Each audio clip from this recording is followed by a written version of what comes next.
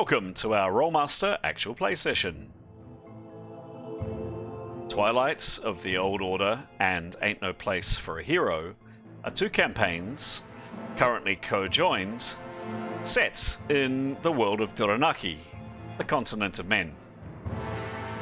The game system used in our game is Rolemaster Classic, with a liberal inclusion of home rules. We hope you enjoy our story, and, as always, may the dice roll in your favour.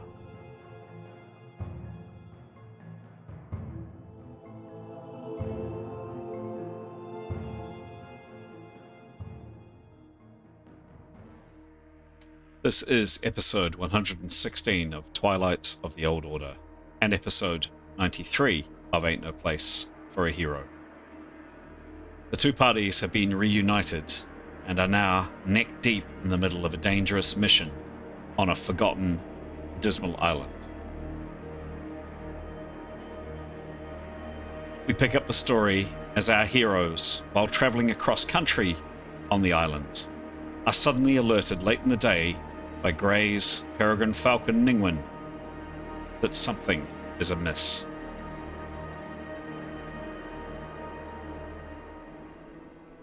Hello, I'm Chris, otherwise known as GM Chance, and welcome to our story, or, as I regularly say, stories, because for this game, we have two campaigns, two groups, two adventures that are currently, yet again, co-joined. One group, one adventure is Twilight of the Old Order, and the other is Ain't No Place for a Hero. And up on screen are the 12 heroes, or the 12 characters that you'll be hearing from tonight. In a second or two, I'm going to hand over to the players of those characters to quickly introduce the characters a little bit more, and also answer a character development question or two. Before I do, my regular thanks, shout-outs, whatever you want to call it, to our regular viewers and also to the new viewers that have found this channel and have recently signed up. We get some really, really nice comments and just support really from the people that watch this game, and it's just really appreciated. As mentioned pretty regularly, this is our hobby. You know, this is something we do for fun because we enjoy it. We enjoy storytelling together, and we're delighted that other people from all around the world sign in, watch this show, and provide us feedback on what's going on. So please keep it coming. What I'd say to you, if you've stumbled across this channel for either the first time or maybe you've watched one or two episodes and you haven't clicked the little button down below, strongly encourage you to do so if you're getting something out of it, if you're enjoying it, if you're learning something. Either a like or even better, a subscribe. Thanks very much. Okay, that is it from me. You are not here to hear from the GM. You're not here to watch or listen from the GM. You're here to hear what you're here to hear. You're watching this to see what the characters and players get up to. And today I'm going to ask Giles, please, to introduce the character you're playing. Kia ora tatu. So today I have the pleasure of playing Mithan, a tall, fairly ugly ranger from the north, great with a bow, good with a sword, touch of healing ability. And the character development question today is, which party member would you trust with your life? Well, the answer for Mithan's pretty easy there. Mithan would trust Mithan. Although it has to say, feels probably closer to this group of characters than anyone in her whole life other than possibly her brother. Fantastic. Thank you very much, Giles. Who are you passing over to, please? And so I might pass over to Jada.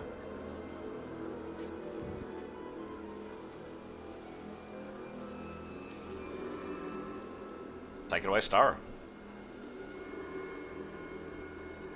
Oops. I played Jada. Jada was given to a monastery as a baby. She was raised very religious, devout, pious, righteous. She's very quiet, fully robed, and a bit judgy. She's an Arab-looking healer, as you can see on the screen. Tall, silent, deadly with a quarterstaff. Her question, 52. Have you ever secretly helped a party member without them knowing? She's always praying for everybody and everything. And she secretly thinks that's why things go well when they go well. Very good. Thank you very much. Who are you passing over to, please? Can I pass over to Demos? Kia ora, I'm Mason and I play Demos. He's a big burly dude, very attractive. Not very smart though, but that's fine. I think he makes up for it in his kindness sometimes.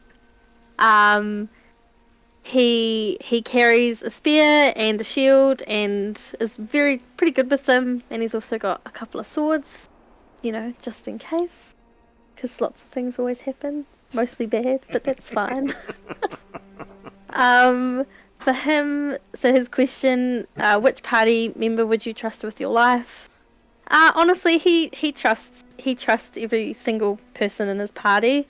They've proven time and time again that they'd do whatever it takes to kind of look after one another, and he's always been in positions where he's the one who's had to protect and defend others, so there's something he finds really, really comforting about knowing that he's got all these people behind him that would defend and protect him. So that's him. Very good. I will throw over to Gray. Hello, I'm Aiden and I'm playing Gray. He's a half elf with a beastmaster, which means he's got magic that can kind of interact with animals. He can influence them and talk to them, and he's also got a couple of other types of magic that he can employ when he needs to. He's very handsome, but also very shy. He's got a rough backstory. Was raised by wolves, but he's a bit of a softie at heart. Yeah. His question is, who do you trust with your life, is probably the same as a lot of people in his party, which would be Jada. He's literally had to trust her with his life a few times. She's stitched him up, taken arrows out of him. He's had a lot of holes that she's mended. So that's who he would trust. And I would love to hear from Anthony. Alright, kia ora everyone. My name's Anthony and I'm playing Ascalion, or Ascal for short. He's a tall half-elf warrior mage from the port city of Shabibi. Carries his newly acquired cutlass that he's very fond of now, and apparently occasionally he stabs people.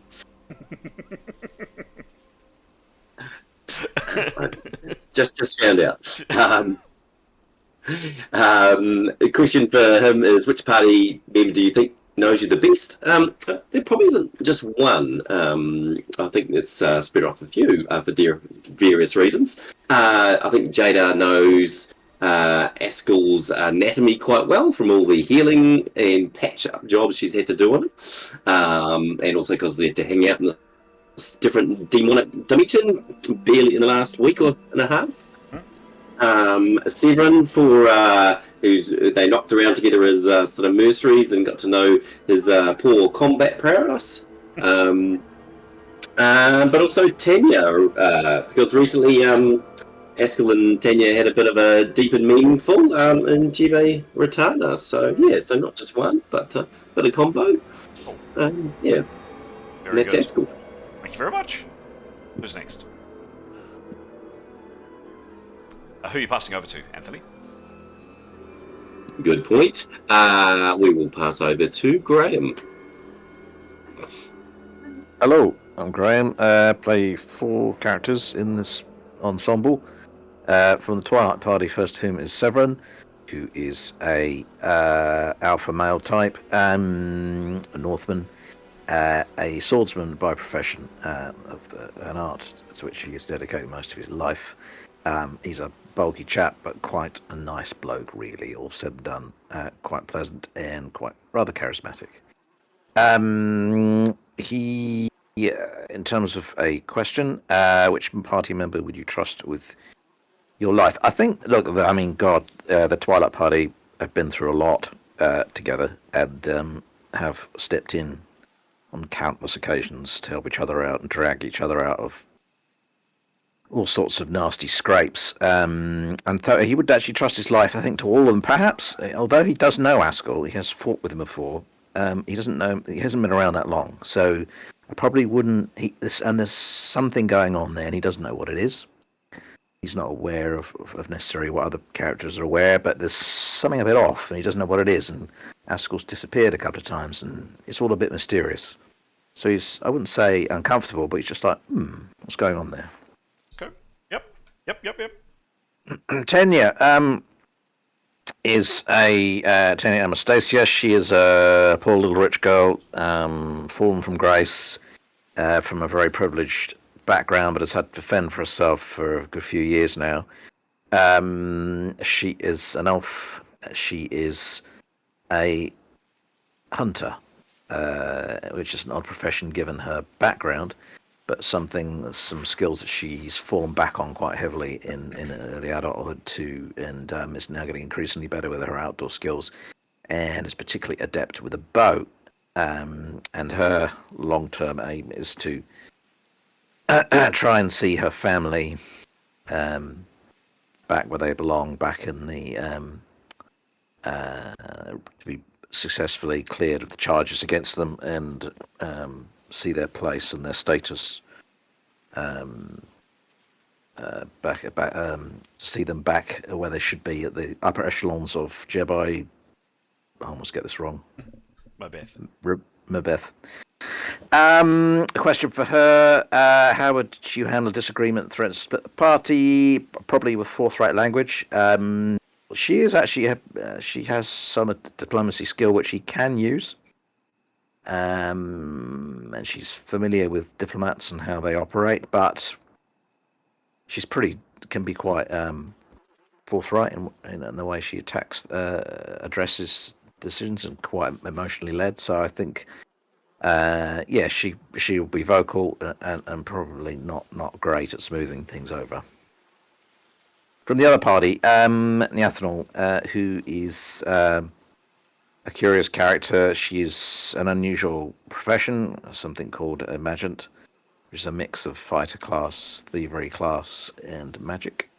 And she is a very ultra-religious person, although you would not necessarily know it when you met her.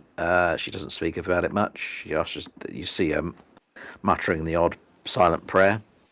But she's very driven and with what she's about, and has some curious ideas about restructuring society, which possibly we shouldn't go into. In terms of a question,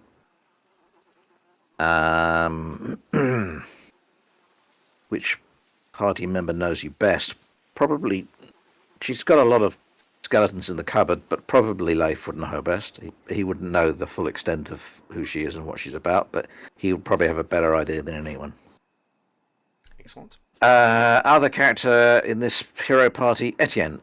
He is an eccentric holy warrior, very outgoing and peculiar man to meet. Very charismatic, however, extremely good looking. I mean, let it be said, even more good looking than Demos, and even more good looking than Grey, if you can imagine that.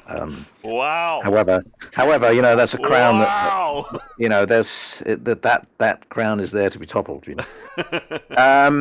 So yes, he is a holy warrior. He's got a very strong code. He worships Aphrodite, and over the years he's served there loyally. He was brought up, reborn in fact, at a tender age, and fell under the instruction of a fellow holy warrior who dragged him up and showed him how to live life and live under the watchful gaze of Aphrodite, and how to follow her way and propagate her values. Very good. In terms of question, what would you do if you found out a party member was related to your worst enemy? I think he would address it straight away, and he would, assess the connection and ask, why, whether they had any existing loyalties. But he'd be quite open with it, and he would challenge it, and he would seek to educate that person as to why this person was his worst enemy, and suggest that they might arrange a meeting with his worst enemy so he could deal with the problem. With something pointy and sharp. Well, maybe. Who knows? Excellent. Very good. Thank you. Who would you like to hear from? I think Pete, please. Thanks, Graham. Kia ora everyone. I'm Pete. I'll be playing two characters. First of which is Leif. Leif is a half-elf and a warrior mage. He's a friendly sort of fellow, fairly quiet, but came from a really solid family upbringing, and so that's, he holds very good family values. Question for him is, sort of can answer two actually. Which party member do you think knows you best, and which party member would you trust with your life? I think he would feel quite well known by all the party members, but probably Keros he probably would have shared most with Keros. And who would he trust with his life? Everyone. The whole party he feels comfortable with them, and knows that they've all got his back. In their various ways. Keros is very passionate and would be just plainly driven. Neathan will be caring, but she would sort of make decisions based on what made sense, I think. As I suppose with them, Demos is very loyal. Yeah. Cool. That's Leif. The other character we're playing is Nicholas. He's in the Twilight Party. He is a common man. His profession is a mentat, which means he uses mentalism spells. He's a quite sort of unassuming academic type person. And who would he trust with his life in the party? Well, everyone. And that's what he tends to do. He knows he's not particularly physically strong. He's not interested in physical combat at all. So he does rely on everyone to keep him safe, basically. Yeah, that's and he's comfortable with that. He doesn't feel any sort of need to prove himself in that way. And I think that leaves us just Keros to hear from, I believe. Kia ora, I'm Alex and I play Keros. She's a young, somewhat emotionally labile, overly trusting, sweet North woman. She's a magic user. She's a storm mage, so she's got a whole collection of really cool spells up her sleeve. Ice balls, bolts, walls, ice walls. She carries a sword and a bow as well.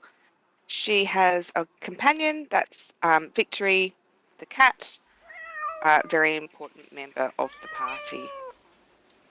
That's her there. So, question, how would you handle a disagreement that threatens to split the party? Realistically, she'd probably cry and be really upset if anyone was leaving. She sees this group as her friendship group. She appreciates everyone for their uniqueness, whether that's dark or light. And she wouldn't be overly strategic or trying to maneuver. She would want to keep everyone together and want to keep doing what they're doing.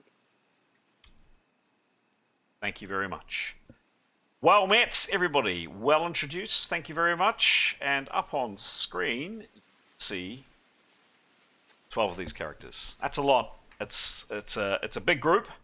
It is two parties that are together.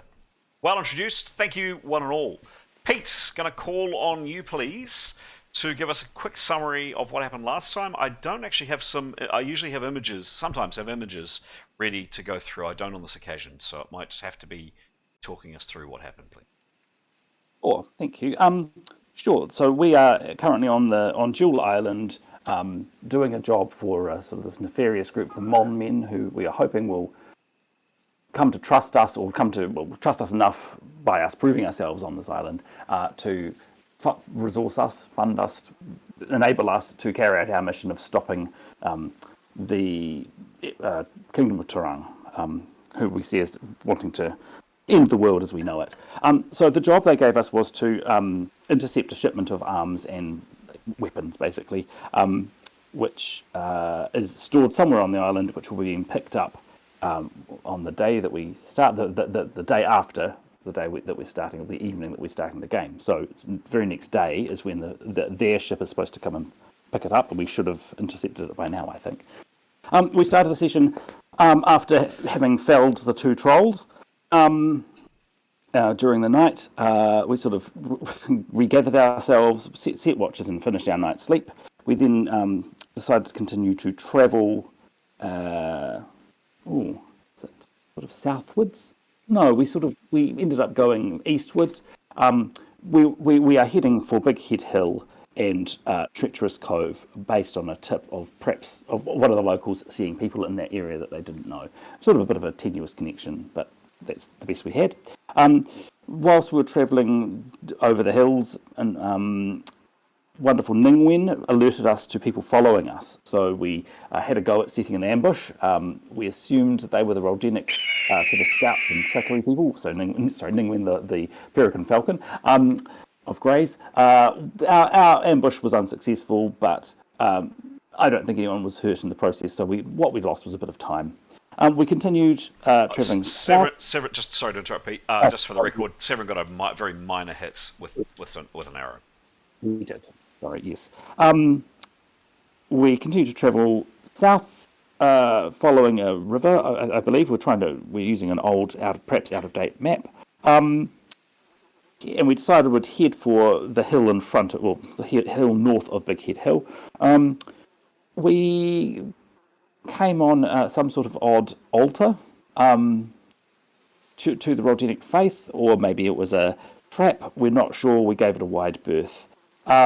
We continued as it was coming on for night, aiming for this hill where we were hoping to catch, to see the people that we're hunting for, these Turang agents. And just coming on for evening, we came across a poster, a wanted poster for the hero party, which had been left, we believe, by these Roldenic soldiers that we feel are chasing us. We were sort of caught between perhaps 2 groups of people. And we continued on a little bit further, but just as we were at the foothills of the hill to the north of Big Head Hill, as it was coming on for evening, I believe, we were alerted again by Ningwen that were people in our vicinity, and I think we had heard people. I can't remember. I think that's pretty much it. Perfect, Pete. Couple of qualifiers from me, but otherwise excellent. Anything else from anybody else that Pete might have missed? Brilliant. Thank you very much indeed, Pete. Just a couple of quick additional notes from me as the GM. Yes, indeed, that wanted poster was found. Seemed quite strange that it was kind of right in your path. On the back of it, as well as the wanted poster itself, was a personalised note from some people who expressed their rage at the people that you'd killed the previous day on the jungle path. Yes, you've headed up that hill kind of above the big one. This is the terrain that you're going through. Hopefully you can all see. No, why not showing up? Let's try that. Very strange. Excuse me, guys. We have a technical issue. That's very odd. There we go. You can see that now. It's weird. It didn't show up initially. You can see that, everybody? Yes. Yep. Great. Thank you. Yes. So that's kind of the terrain that you're heading over, and it's very close to being night. It's probably an hour, late, very late afternoon, early twilight. You can see here on this image some very few. Whoops. Some very few. Let's just not do that. Some very few patches of trees. You can make them out up here, and indeed you are currently in one of those patches of trees currently, and I'll show you your surroundings in a second. And you can see others up here. And yes, indeed, Ningwen, the Peregrine Falcon, has landed on Grey's shoulder and is pecking at Grey's ear, one of the signs that Grey had asked Ningwen to do. I don't know if you quite remembered which sign was which, so you don't know what Ningwen is trying to tell you, but she's clearly very, very agitated. So that's kind of the terrain that you're in, just to give you a sense of kind of where you are, and specifically where you are is here. So kind of see around you that there are these stands of trees up here, other groups of trees over here that you can see, and indeed you're in one of these groups of trees. Not many of them, and this is the terrain that you're heading through. Pretty open. Shadows are lengthening, as you can see on the map. It's definitely, and the setting sun is turning everything kind of a golden color. You could catch every now and then the faint. Some of you perhaps, maybe Grey, who's got a particularly good nose, a faint whiff of salt. You suspect the sea is probably not too far away, but you certainly can't hear it as yet. And yes, that is currently where your characters find themselves. Now, you're not standing in a group like that. You're probably spread out in your tactical order that you have, but just for simplicity, that's where I have placed you. Any qualifying questions before we start the game? Sorry, what do we know from Ningwen? That there are some people nearby, but we don't know where. You don't know it's people. You just know that she's alerted. She's agitated about something. Yes. So not unless Grey, can you remember what you told her in terms of the what her actions were meant to be? I think it was if there was people to nibble on her ear, and if there was like animals to kind of, I think it was like stand on one leg or something. Yes, okay. Well, in that case, she is nibbling at your ear. Okay, there you go. Any other qualifying questions, guys? Needs to know. Oh, okay. If we're ready, start the game.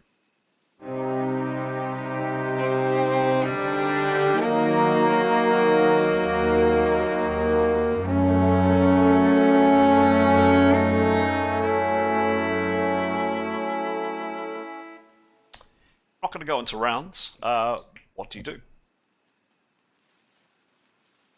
What does Grey? So it sounds not. Sorry. What does Grey do? Probably in the first instance, because it's his bird that's arrived on his shoulder. I guess he would just alert the team that there are people. He can't do any more magic. He's kind of tapped out. So he would just alert them that there are people. He can't tell them where. But just to be on guard, and he would probably do a big sniff to see if he could like catch a scent of anything. Yeah. Aside from salt. Give me a perception roll.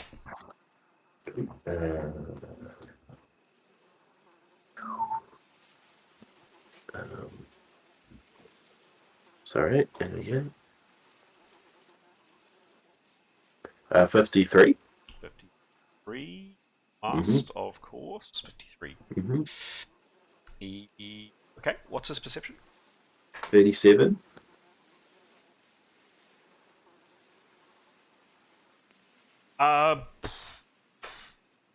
No, Grey. No other information.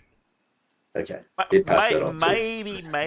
Maybe in the distance, possibly sounds of waves, but other than that, no. Okay.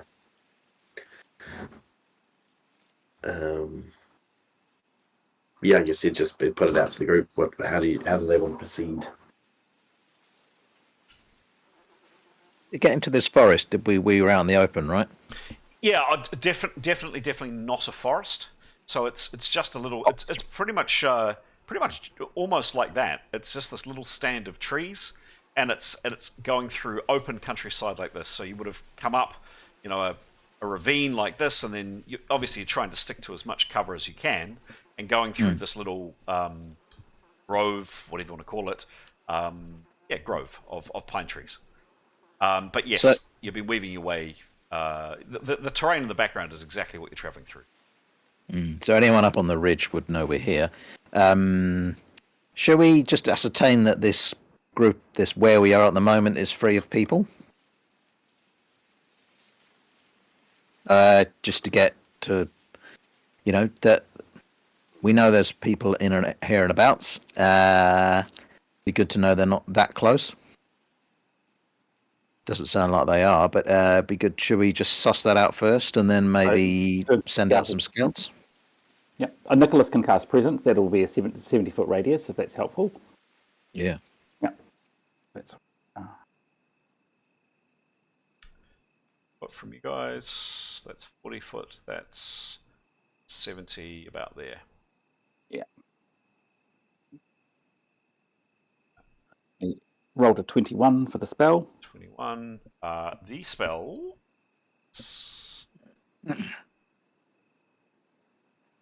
Successful. Only 12 thinking beings in that. Oh, well, 13 if you include the cat. 13. Oh, and 14 including of course. Cool. So no one extra. So he'd pass that information on. No one within 70 foot. Neathanel says if they're under observation, it's likely probably from that ridge, right? Up above us. Yep.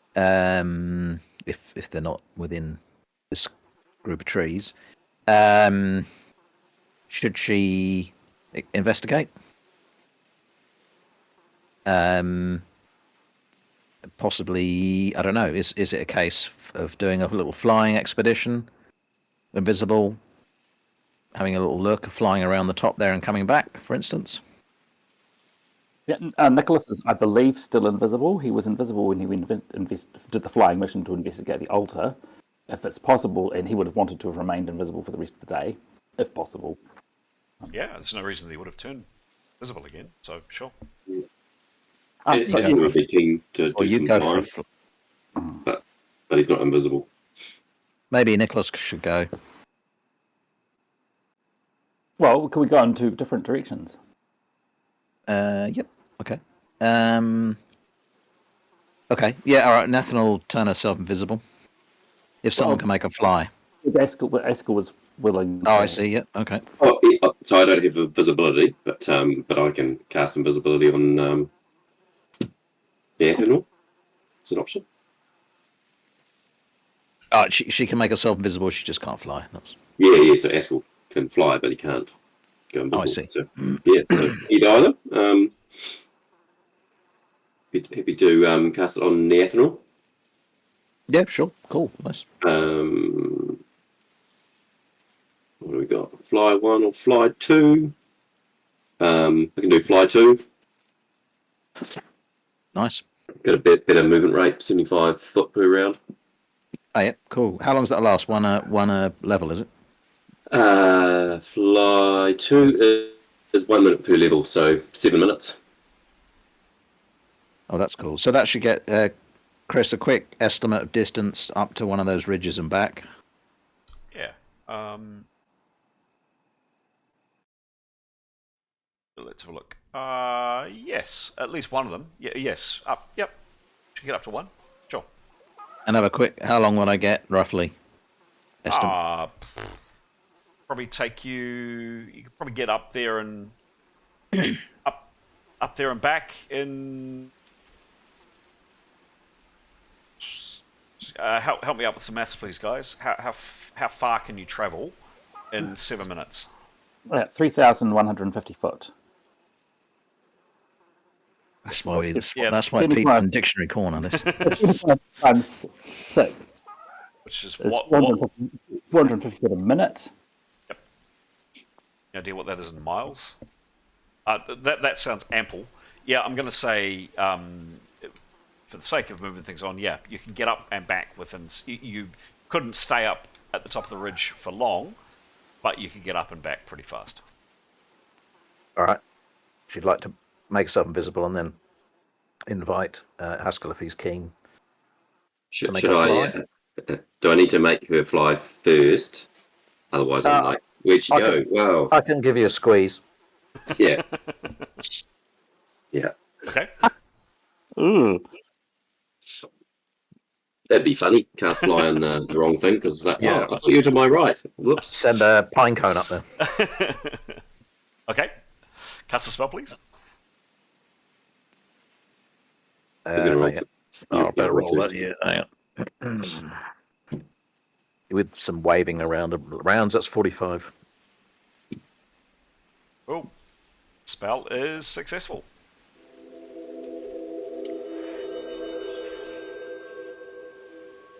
Very good.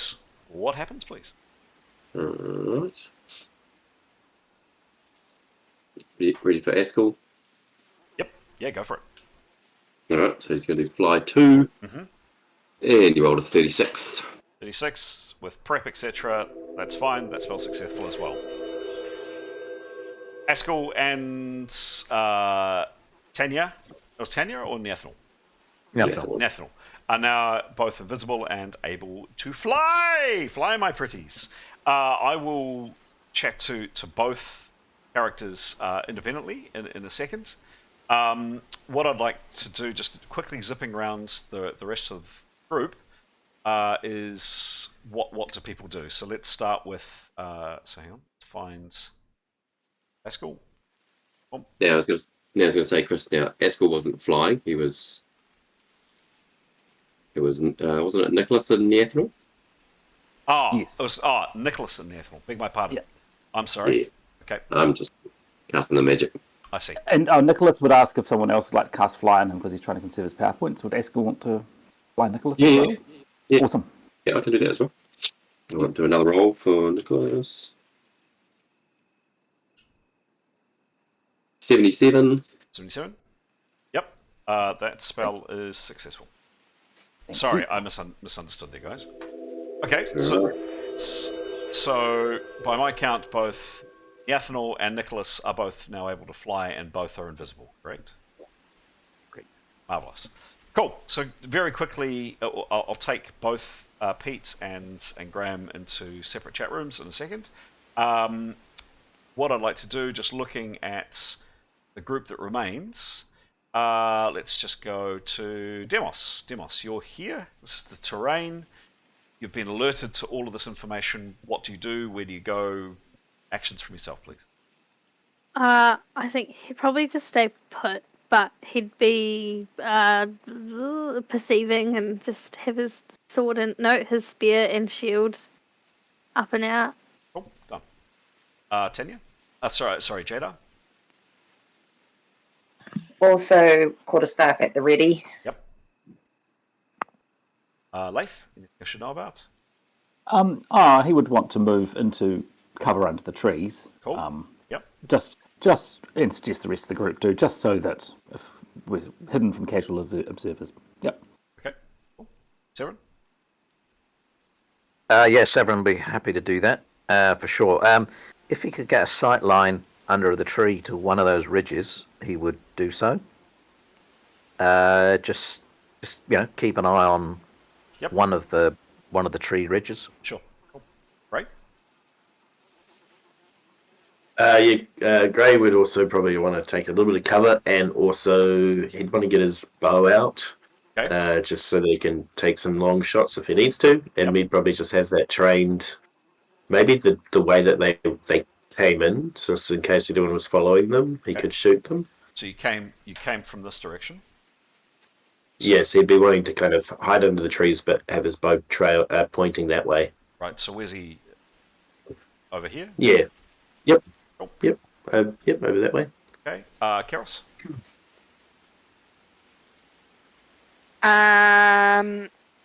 She would let Victory have a run around and sharpen her claws in the trees. She might also get her bow out. Okay. And maybe hover under a tree with the cat, whichever's the you have a tree victory picks? Victory set it over here. Yep. Okay, cool. Eros goes there. Askell, after kindly supplying your PowerPoints. So I guess as we'll look around to see where everyone's gone to obviously make sure we've got a full circle of vision. So if people are not facing a certain way, you would cover off the other direction, southeast, where it needs to be. Okay. It's over But here. he wouldn't need to. Oh no, he'd take out his cutlass and just crouch down behind a tree. Cool. All right. Out there. Yep. Cool. What do we have left? Mithan. Yeah, rinse and repeat. Cover. Make sure we've got all our options covered. Knock in the arrow. Yeah, where's she Relax. going? Where's she going? Yeah, somewhere under trees, somewhere that's so she's got good line of sight to everybody else in the party and is easily able to talk to them, but is kind of, I guess, making sure as a group we can see around the whole 360. Cool. So yeah, there's fine. Cool. Keros and then it.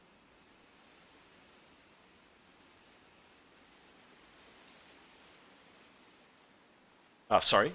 Tanya and then. Yeah. Sorry. Tanya and Etty. So Tanya would like. There's a sort of high point behind in the background there. Does that offer some view over the land between us and the slopes? There. I mean, is it pointed down the direction of where the visible people are going? Sure. Yes. Yes. So I think she'd like to make her way up there, stalking and hiding, sticking to the shadows the whole time, taking her time, and then stick herself low to the ground in a place that her silhouette, a silhouette won't present her shape to anyone who's looking, and just keep an eye on the ground ahead and also the ridges, looking around, perceiving, and also doing, if she's a little way around for the party, she'll do using her bow, then she'll do a presence check as well. Cool. Give me a stalk roll, please.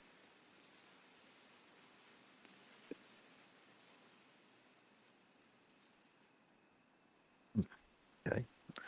Didn't work. Hang on, I'll try again. Okay.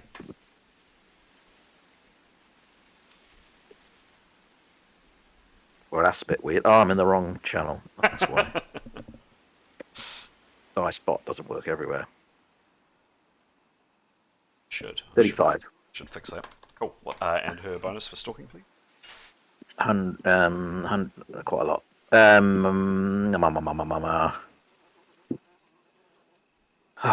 Sorry. That's right. Where's it gone? Yeah, 131. Cool. Thank you. Okay. Yep. She gets up there and starts to have a look around. Cool. And then lastly, Etienne. I'll cast the perception as well. She'll just roll that as well, just while I'm here. Okay. That's a 16, but obviously with prep. Oh, cast the presence, you mean? Yes, her presence, sorry. Yep. Okay. Spell goes off. No one in your immediate. It's the same as Nicholas's 70 foot. Is that right? Yep. Certainly, other than the required number of beings, no one else. Okay. Should keep her eyes peeled. And Etienne? Etienne will join. Likewise, will follow the party in getting weapons ready, but staying under cover. Okay. And I think he would group with the maximum number of people, or he's interested in boosting morale. Excellent. Jadar and Demos, you guys are happy there, or did you want to move?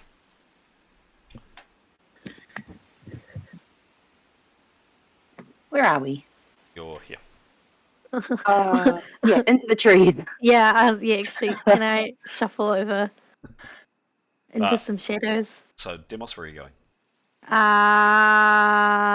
Yep. What's yup? You just dropped when I said yep.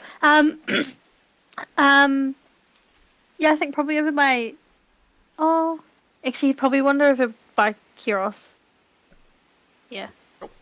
And lastly, Jada. Yeah, sit by someone big and burly, and near a tree.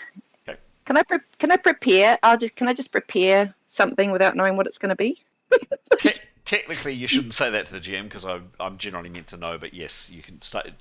Safe to just say I'm starting to prepare. Cool. Yeah. Okay. Thanks. Very good. Okay. So, can I please have? Yeah. Let's go. Nathanel, please, into chat room 1, if you're so kind.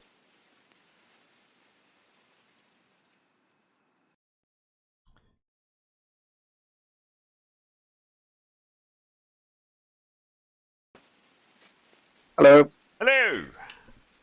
Okay. So she is now flying. What does she do? Hooray! Hooray.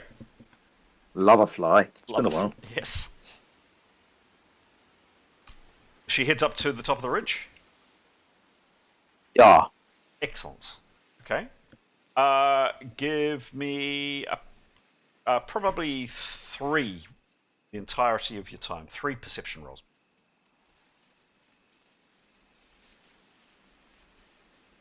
For some reason I keep going to party items and trying to roll. I don't know quite why. Right. Oh. Try again. Keep thinking about it. 77. 7 master, of course. 18. 18, and last one? 42. 42. Thank you. Perception is 75, I think. Cool. Yes. 7.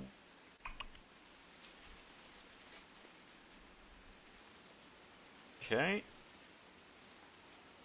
18. I guess I'm expecting. Just Oh. a sec, please. And then 2.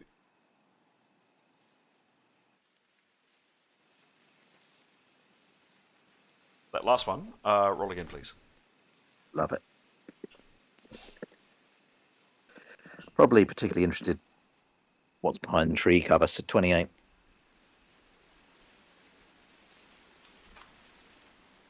Uh, 28 must in. Okay. Okay. So on her way up, she doesn't see anything. So there's nothing that particularly alerts her, or there's nothing. It's the light is fading. I mean, she's got elvish vision, of course, but no, she doesn't. Nothing particularly jumps out at her. When she's at the top of the ridge, and she is absolutely on a timer. Just an interesting aside. I think I am a very, very, very magnanimous, kind, generous GM by actually not playing some kind of mechanic where characters just instantly know how much time has elapsed. Have you noticed that, by the way? Anyway. Yes, we've played it all the way through, so who am I about to change it now? So somehow, miraculously, she has a mental clock in her head, and she ticks down that 7 minutes is, her time is ticking away. She does spot something at the top of the hill. It's not people, or at the top of the ridge, I should say. It's not people, but absolutely, closer than she expected. Is, and it's still quite some distance off, probably a good several hours away. You'd say you can see the sea. Just in kind of the not quite the setting sun, but the sun going down. Very distance, but other than that, that's about it. And then her third roll, coming back down the hill, checking, listening, watching. No, she doesn't see anything else. Can I ask also, when I was at the top, I was presumed I saw the biggest hill that we think we're headed for? Yes, indeed. And the biggest hill that you're headed for is exactly the next one over. It's right next to you. And then, kind of shorter than you expected, kind of on from that biggest hill down to the coast. There's more hills. Very similar terrain that you're in now, with the occasional kind of stand of pine trees and foliage, but quite open country. But yes, the biggest hill that you're aiming for is right next to you. Yes. I didn't discern anything upon it. Nothing. Had there been something on it? Is it quite bare or not? A bit like this one, there are a few stands of pine trees dotted around. Actually, right on the top, there are a couple of decent stands of pine trees. She didn't see anything. Okay. She heads back down and rejoins the party. Would you mind, rather than me doing the thing of jumping out and then having to restart the sound effects? Yeah, I'll send him in. Yeah, if you wouldn't mind.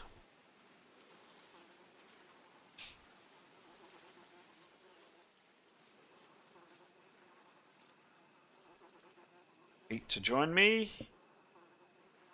Second now.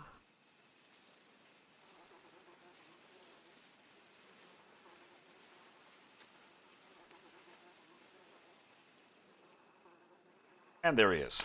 And there I am. Hello, Nicholas. I was getting a bit lonely here all by myself. Graham said, the GM will see you now, not before entry. Excellent. Could you give me, you're doing very similarly, you're heading to the top of a nearby ridge. As I was saying to Graham, it did occur to me what a magnanimous, kind, benevolent, friendly GM I am, that throughout our games, miraculously, somehow your characters just seem to know how long your spells last for. Anyway, I'm not about to change it now, but it is perhaps something we might do for future games. Pete, I'd like 3 perception rolls, please. 1 on the way up, 1 at the top of the ridgeline, and then 1 coming down again. Sure. Give me a roll, please. I hope there's a mask. These That are was all 19. masked. Yeah, these are all masked. Yep, 19. Cool, 19. Yep. And 70. 70. Yep. And last one? 76. 6. Lovely. Yep. 19. 70.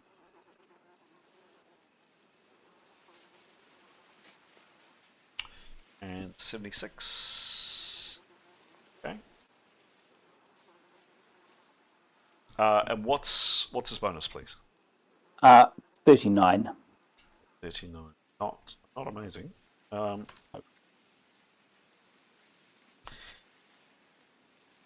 Yes, interestingly enough, it was on your way up. You didn't even have to get up that far.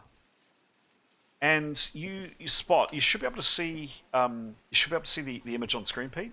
I can, yep. Yeah, cool. So see if I can get a kind of a view.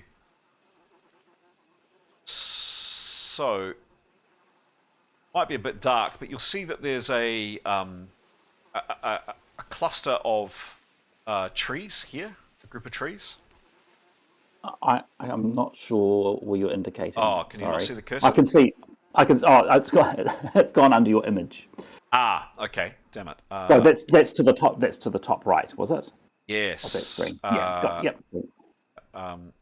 So the way you've come, probably the best way to describe it is the way you've come.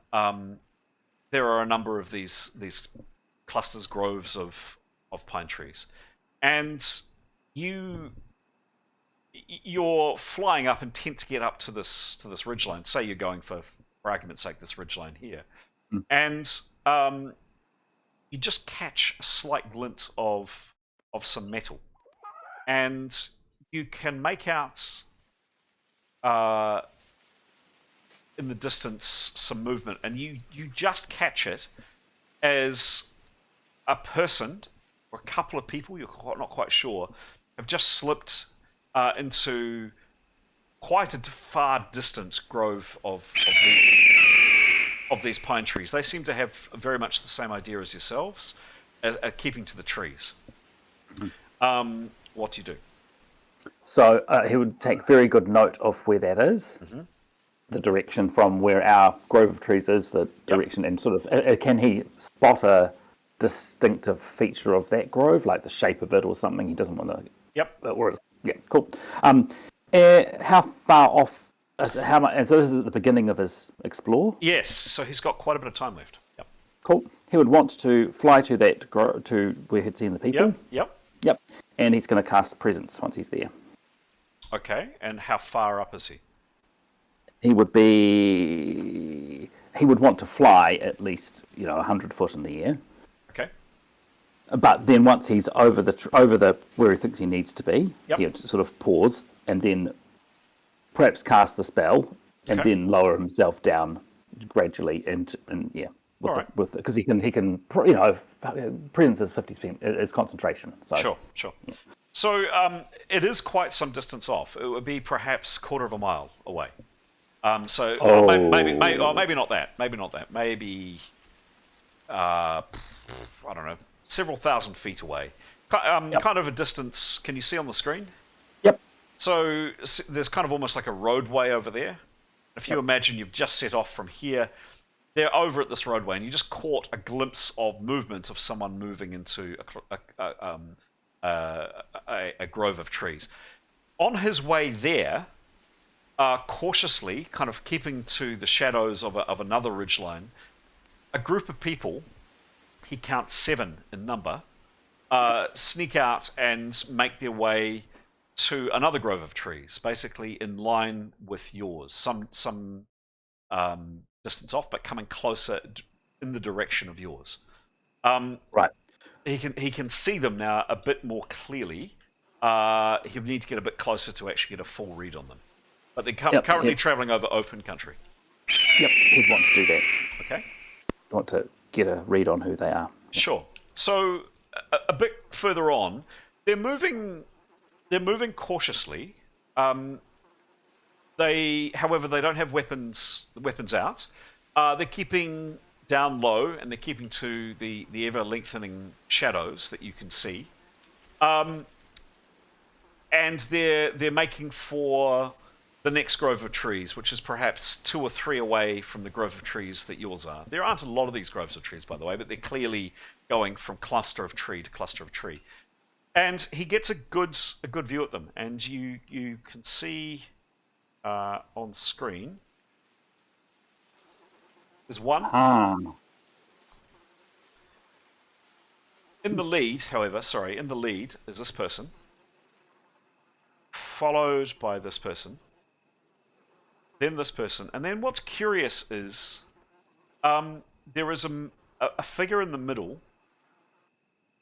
who is tethered, has a rope around their hands, and they're being led. Look like this. And then this person, and this person, and then finally this person. Oh no, this person is bringing up the rear. 7 of them, was it? 7 people. 6 and a prisoner. Looks that way, yeah. Okay. And they're coming directly towards your stand. Well, certainly at this rate, Nicholas would estimate they've got another couple of stands of trees. But if they keep going on their trajectory, the next stand of trees after those couple will be yours. And if they're following their present action, they are probably likely to be at your stand of trees in the next, call it, 15 or so minutes. Excellent. Thank you. 15 minutes, because they're walking cautiously. They're taking their time, sort of. Correct. Yeah. Okay. Excellent. But they don't have. They have weapons out in these images. They have a bow at their side, but they don't have arrows on the string. That was 4 archers, axeman. Show you again. 1, 2, 3. 4. Prisoner. 5, 6. Cool. Thank you. 4 archers, axeman, sword lady. That's her name. And what's his name? And Tarquin. What do you do? And a prisoner. He will make sure he's clear on the details, like the trajectory, the number of stands of trees. So you said 2 more? 2 more. And they'll be at ours? Assuming they're doing what they're currently doing, and it looks like they are, and there aren't a lot of these stands of trees. They're clearly keeping to as much cover as they can. Yep. They're following the same direction that you guys have been. You would imagine, assuming they continue doing what they're doing, they'll be with you in 15 or so minutes. Yep. Oh, sorry, hang on. They're coming from behind us. Correct. Excellent. Cool. And they're coming from behind. Excellent. Okay, thank you. He would want to get back to the rest of the party. Still doing. And so there were. And so were the other? He saw one, perhaps two others. In which direction from here? No, these were these people. These were them. Brilliant. Okay, cool. Phew. I'm pleased to hear that. Cool. He will head back to the group and doing perception on the way as well. Cool. All right. Let's head back to main chat, Pete. Yep. Thank you. Alrighty. Oops.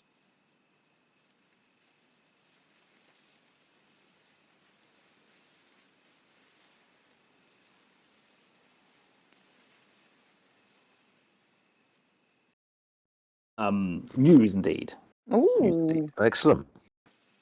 All right. GM is back. GM is also thirsty. GM is going to head out and grab a drink. Pete. Yep. Oops. I'm just going to take us back to there, and then put the screen on, and I'll leave you to take things from here, Pete. Awesome. Thank you. The screen. Oh, there we are. Screen. Where is it?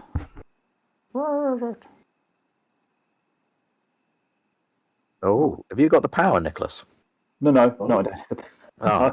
Right. So Nicholas went in a direction. I guess it was back behind. It went to a ridge line, and as it turns out, sort of back behind us, which is good. 15 minutes off is a group of 7 people. They are Behind us. But yes, they are coming the way we have come. So they are following. I don't know if they're following our tracks. They are following the same path we have been taking. So going from stand of trees to stand of trees. There aren't too many of them. There are 7 people in this group. There are, Nicholas so they are not Roldenic. So they are not clothed the way that the people we've fought so far are clothed. They look like mercenaries to him. There are 4 archers, a guy with 2 axes, and a lady with 2 swords, and it looks like they're leading a prisoner. So 6 people and potentially a person who's bound. Is it a trick? Could be, but I mean they're not. They don't have weapons out at the moment, so perhaps they're unaware of us. I believe that they might well be the Tikos people. Yeah, they're not the Roderick people. So they might be unaware that we're here. Actually, The Tikos people are the people who we're trying to intercept, right? Yeah, the baddies. They're the baddies. They're the baddies. The baddies. That's helpful. Thank you. Yeah. Yep. We're in the Hunger Games. We're all on this tiny island together. So in Nicholas' estimation, they've got 2 more stands of trees, and they'll be at our stand of trees. And it looks like they're doing the same behaviour as we are, which is sticking to cover as much as possible. So likely they're going to come through our stand of trees. And in his estimation, 15 minutes away. Do these guys look like they're up for a brawl? Do they look like They're locals? Definitely armed. They look like mercenary types to him. Okay, so these people could kill us. Yeah, absolutely. Yeah. So, I reckon just attack them. Yeah. Anyone with a weapon in this place, is fair game, I think. Yeah, we've seen the villagers. They're definitely not the villagers. No. Okay. What about So the way we kill them is to kill them all. Keep the prisoner alive. No. Keep the prisoner alive. Yeah.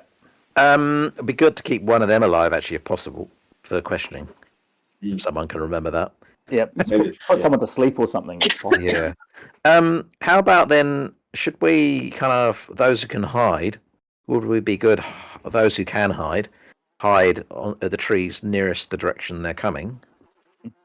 What do you think to that? And then attack them with bows, so where they've got no cover whatsoever. Yeah, I'm real keen to hide since I'm almost dead. And then those that are crap at hiding maybe hang back a bit and just lie prone until called upon.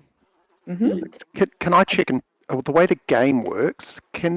How many people could the invisible people reasonably kill before it's going to be pretty obvious where they are? As soon as if someone's visible, as soon as you strike someone or hit something hard, you become visible. Or cast an offensive spell. Okay. So they don't. But it looks like that possibly isn't the case. But well, who knows? But I think. What do you think to that plan? Just going to the trees on the edge. I don't know. Mithan can hide, right? Yep. Tanya can hide. Nyathra hasn't got a weapon. Nicholas can be invisible though, so could do a spell. And What about Gray's pretty good at hiding. Gray's got a hiding, and timing. you got a crossbow, haven't you, Gray? Yeah. And Yep, what he's got about it. what about Karios? Can she hide? No skill in hiding. She could But I can invisibilize. hide.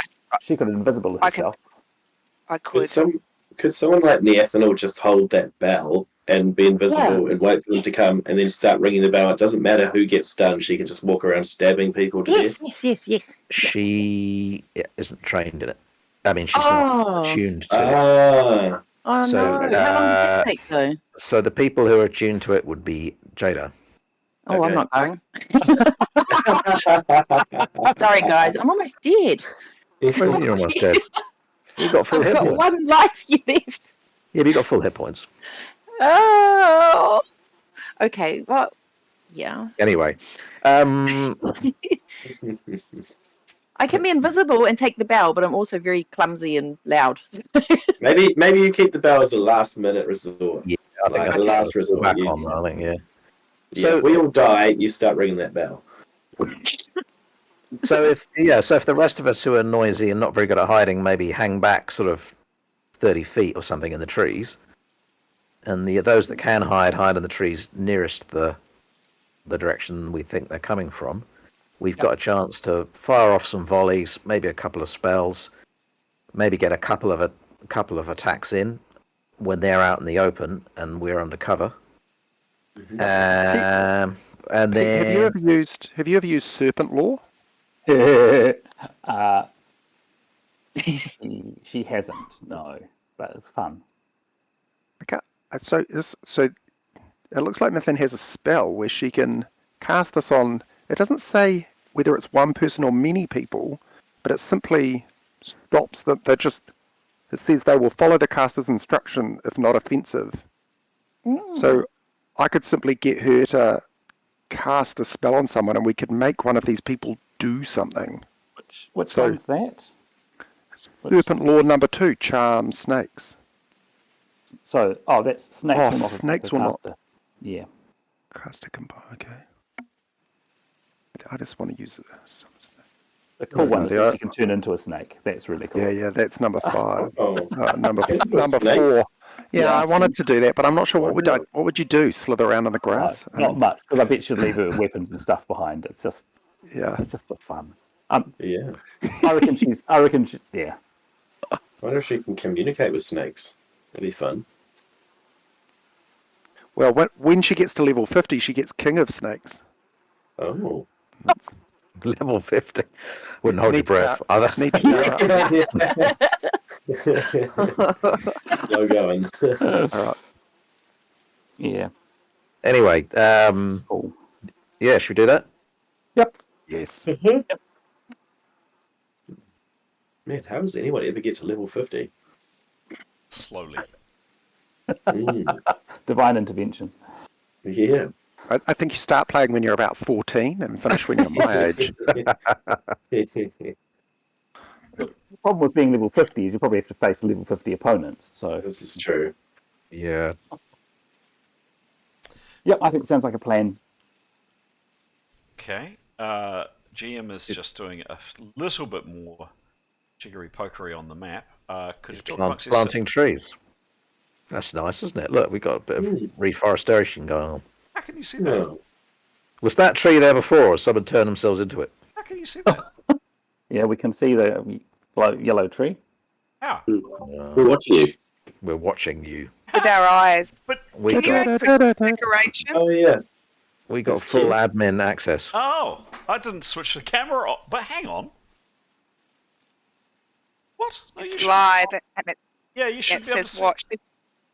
Well, We can see you, Chris. We can see you. There's a distinct lack of Christmas baubles on that tree. Yeah, It is glowing. It's got a bit of jaundice as well. Hang on. Yeah. Hang on. We see everything, Chris, and put some pants We on. see all. This Yeah, is... be afraid, mate. Be afraid. Yeah, I Who's am. omnipotent now? Yes. You know those cameras you set up a few weeks ago? Share my screen because I'm an idiot. I'm doing the wrong one. That's why.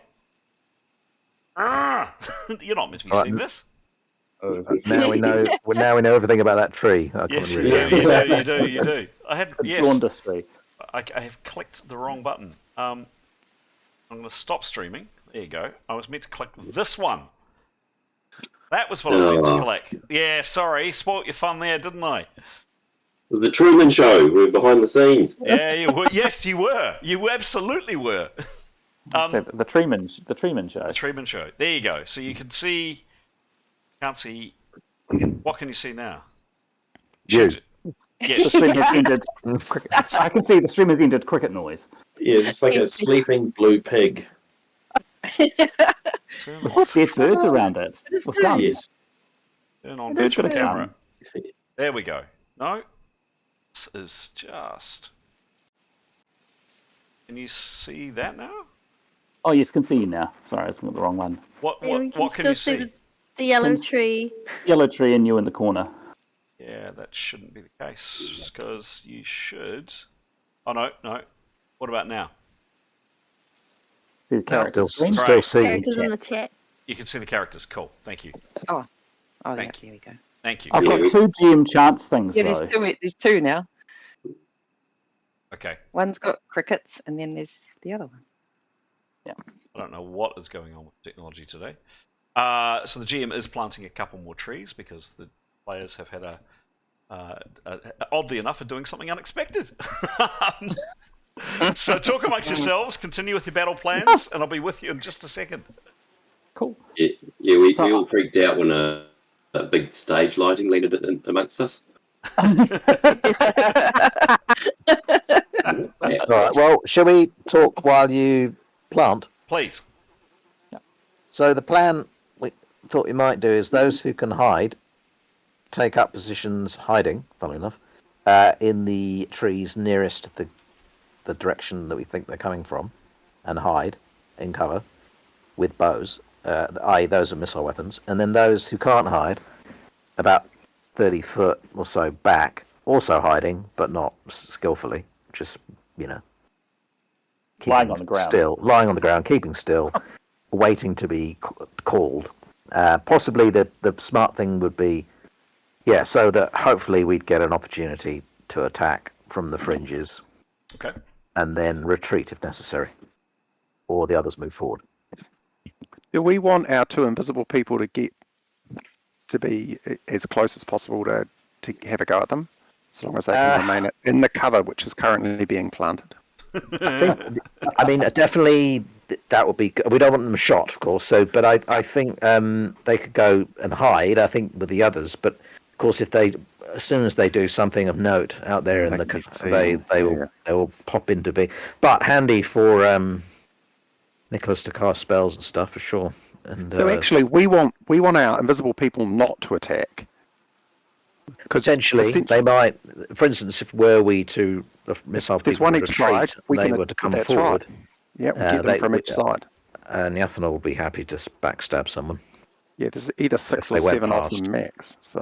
So that might be a good plan to draw them into the trees, right? Yeah. Yep. And then get the invisible people to do dastardly things. Steady. The thing we mustn't do though is let the GM know that. Okay, so don't tell the GM. Yeah. No. Don't tell them we've got Agent Orange for deforestation. Well, Wow, we don't this all of want a sudden them took a to- pretty dark turn. Man, I don't mind some Burn the steady, but trees. Agent Orange, jeepers. Oh, Giles, this game goes to some pretty dark places. I tell you what. Especially at night time. Especially at night time. Yes. All right. 2 seconds more. I love players. You think you've planned for everything, and then you find you haven't. Okay. So very good. You have We'll come back to the map in a second. You guys can position yourselves in a tick. I'll just say, Nicholas was feeling particularly sorry for the prisoner, by the way. Feeling that we should make friends with the prisoner, perhaps. So, Depending on who it is, eh? Depending on who it is, yeah. Unless it's teacups. Teacups. Teacups. okay. So the people escorting could be the nice people, and the prisoner could be the bad person. Yeah, People yeah. escorting don't look nice, I tell you. But Nearly coming, guys. there's axe guy, sword lady, and 4 archers. Yeah, that's not nice. Mind you, do we look nice? I don't think we look nice either. I'll say that semi-described us, didn't it? And then Nicholas looks extremely harmless. Yeah. Was the prisoner Roldenic? Oh, yeah. No, not noticeably. No. But they And these hardly dudes are not want rolled in Not either, are noticeably. they? Wasn't wearing a. Wearing, not that I could see, was wearing Roldenic symbols nor a Roldenic knight uniform or any sort of uniform. All the clothing was quite common. Yeah, How many archers do we have? We've got, well, those who can hide. I think we've got 3.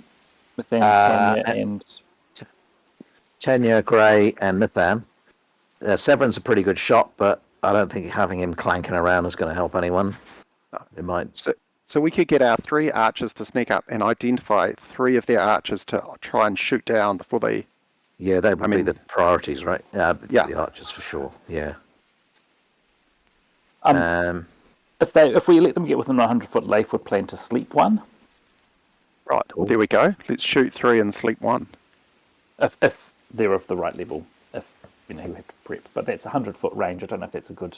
Well, let's wait till they're within 100 foot to attack. We get a better shot on them too, right? So we get 2. If that was the case, it might be bad to have Keros invisible and sleeping one as well, or sleeping some. I don't know. Good idea. I don't know. Sure. All right, folks. Sorry for the delay. Here we go. Here is the map, and then miraculously, there's some tree growth here. How about that? Huzzah. So there's your standard. Nice. There's your I was standard. expecting more. I only had like 2 minutes. What about a nice little bit of shrubbery, a nice kind of little border work? Sod your shrubbery. I had to just create earth all of a sudden. I don't have time for shrubbery. So there we go, guys. That was your stand of trees. That is your stand of trees. This is the direction that these people are coming from here. Where do you guys go, please? So, sort of trees that are closest. That one in the middle looks quite a good one, doesn't it? I think those that aren't invisible should go for the bushiest, which is off to the right, I think. So that's the terrain that they're coming along. Yeah, so that one there. Oh, bushy one. That one. I think anyone is not. That'd be a good one for some bow people who aren't visible. Did you see that stone thing? That's also good. Did you see that stone menhir? I think you're hallucinating. What? No, there was a stone thing somewhere in the bush. A rock. Oh well. Whereabouts?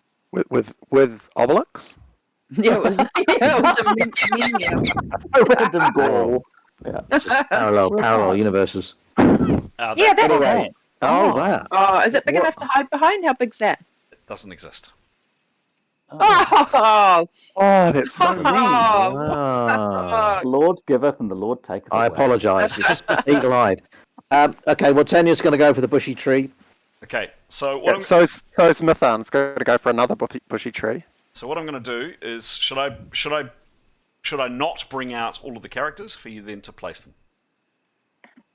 The ones that I think, if I'm speaking out of turn, please slap me down. But I think we were talking about Mithan, Tanya, Grey, Nicholas, and Neathanol. Was that correct? Anybody? Oh, and Karios if she's invisible. I think was that a plan?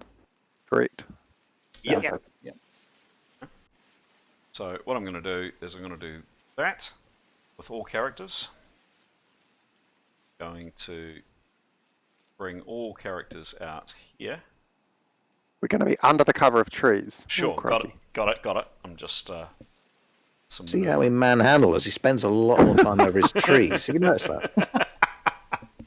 Got to know your place. Got to know your place. Harsh. Right, we're going to go through each one. So let's start with the fun. The fun. Where are you placing yourself? Okay. Put me hiding under a tree. So I'm going to essentially, when they get close enough, shoot them and then hide under the cover of a tree. So start from the left and just move us left to right. So I'll take the far left tree. Oh, that's interesting. I think I've left as the other left, but that'll do. I think it's. Hang on. Yep. So that tree there is fine. The one that Mithan's close to. Oh, yep. So stick Mithan there. Perfect. Cool. Nicholas. He will be. He can go under Mithan's tree as well. Okay. That's okay. If there's room for, he is still invisible, but he wants to. Once he casts a spell, it becomes visible. He wants to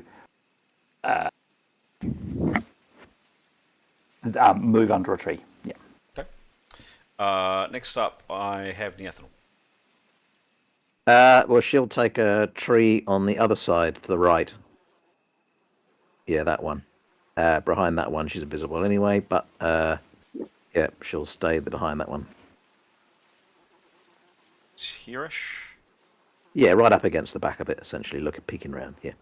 Cool, done. Oops, there she goes. Yep. Who do we have here? We have Keros. Can I please go to a tree to the right, but I'd also like to be invisible? Sure, make a roll. Okay.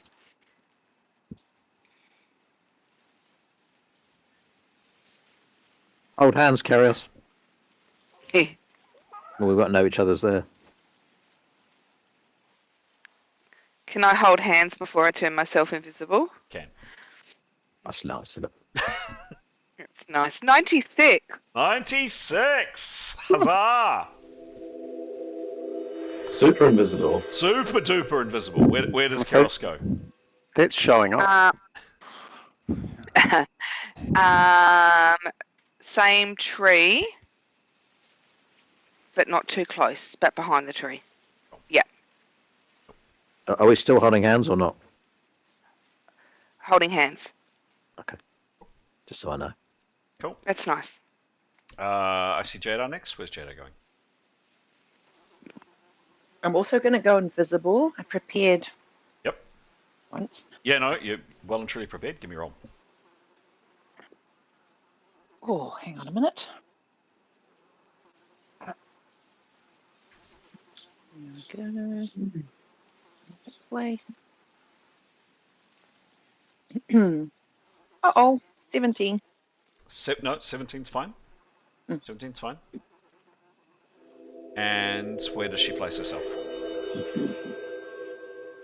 Hiding behind a tree, lying down. Pick a tree. And Which tree? the biggest, darkest tree with the biggest trunk. Didn't we say you'd be a bit further back? Yeah, further back because I'm almost dead. So, yeah, keep going. What if they come up behind us? Oh. Yeah, that tree there that's right in front. Yeah, Okay. that looks nice and dark. Right behind the trunk. Okay. Cool. Done. Mm-hmm. Thank you. No problem. Who do we have here? We have Severin. So Severin is going. He can't hide. So sorry, other way. If there's a sort of little a tree to the right and set back to, and it's above the little gully that runs along the side. That one. That one. One behind that one. Okay. Big thick one behind there. Well out of the way, but offers a line of sight should they get close. Somewhere kind of up here. Yeah? Back a bit because he really can't hide, so it'll be the bushy one behind, further back. But should they come around the side, he would have the opportunity to shoot out that way. Sure. Yeah. Okay. Done. Very good. Who do we have left? Etienne. We'll go with Severin. Cool. And invite anyone else who wants to join us. Cool. Where was 7 there? Okay. Cool. Leif. Leif will accept that invitation. Okay, Leif. Don't think he's. We are hidden back there. We are better hidden back there. Yes. From Yep. the approach. Yep. We'll keep prone as well. Can I ask what the distance is? Just wanted to check that once stuff kicks off, we've got how long it takes us to get from there to the archers. Which archers? Where are you going? Oh, so from where we are, right, where the rest of the party is, so where Mythan is, what's the distance from? 130 foot. So 1 round's running. 1 round's running. Yeah. Yeah, will get us to the trees. Okay. Cool. Thank you. Next up is Grey.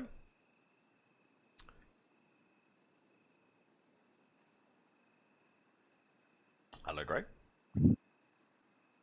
Sorry, had my thing on. That's all right.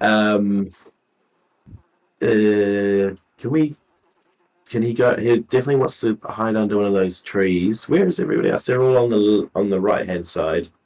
Some people. Yeah. Oh yeah. Yeah. See, what you've got there is the archers on the left and 2 invisible people on the right. He'll join the archers on the left, I think, because he's also an archer. Well, he's sort of an archer. Yep. And he would do lots of stalking and hiding. Done. Come to hiding in a second. Very good. Who is next? Tanya. Oh, okay. I thought she was already in the tree. No, okay. Well, she will. Nicholas okay. and Mithan. So. Well, she'll take the middle one then, immediately in front of her, and hide in behind those so that she can shoot forwards. But yeah. Tree over here, and Demos. Sorry, he'd wander over. Not wander. He would go over to where Severin and all that. Okay. He'd join them. Okay. Over here. Whoops. Just fell off. Flying through the air. Flying through the air. And then last but definitely not least, Askell. Askell would head over to following Tanya and do his stalky hide. Okay. Oops. So. Stalky fall over. Stalky fall over. Yes. Okay. Question for the group. Do you think the ones at the back are too far away? They just need to, when we fire, they need to be within attack range with spells or stuff. Great.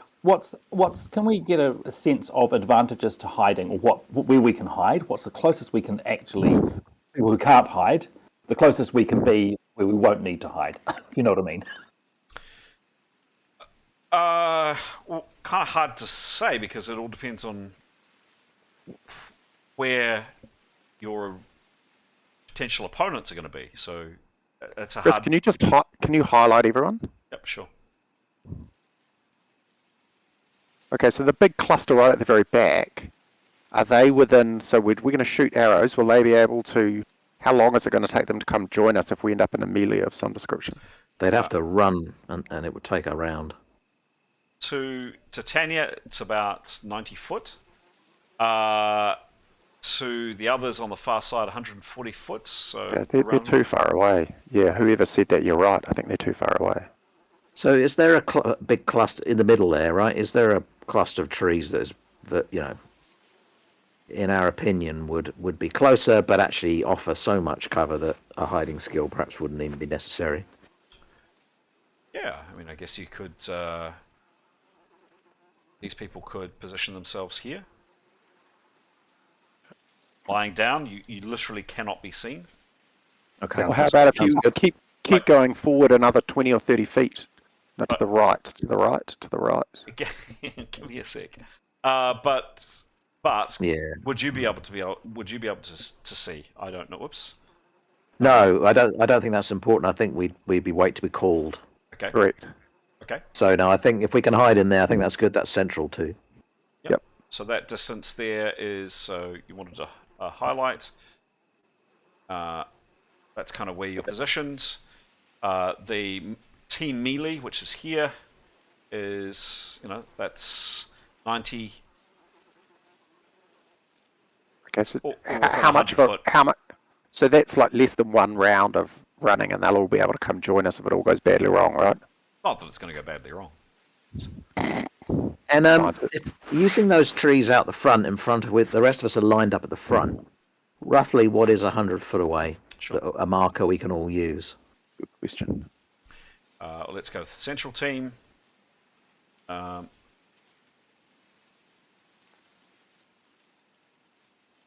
Yeah, that tree is perfect. Right. So the agreement then, whispering, once they hit that tree there, we go hell for fire. Is that correct? Yep, we rain death upon them. Quite. If assuming they're there. Yes. Is that? What do you think, guys? Is that all right? Yeah. Once the majority of them are past that tree. Yeah. Yeah. Yeah. Yep. Awesome. It's going to be perfect. Yeah, I'm sure it will go to plan. That's what always seems to happen in this game. Yeah. Makes sense in my head. Then it doesn't. All right. Nice. So, as I understand, these people here, these people here are like not even able to be seen. You're lying down, so you can't see. These people here cannot see what's happening up the front, but you don't care. You're waiting to hear noise. These people at the front are all hiding missile weapons, readied, spells prepped. Can I get some masked hiding rolls, please? And we're going to start with fun. Just a second. Got a question actually, Chris. Just hang on a sec, please.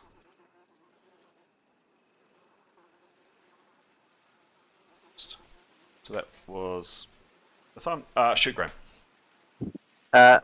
If a composite bow and a longbow, is that counted as a similar weapon? I can't remember. Yes. Or is it? No. Okay, don't worry then. Mithane. 83.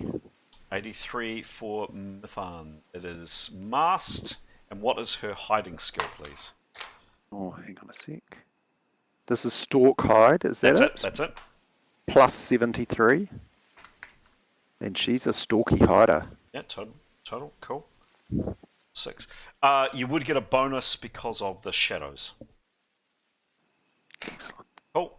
Next person along. Who else do we have here? That was Mithane. Nicholas, do the same, please.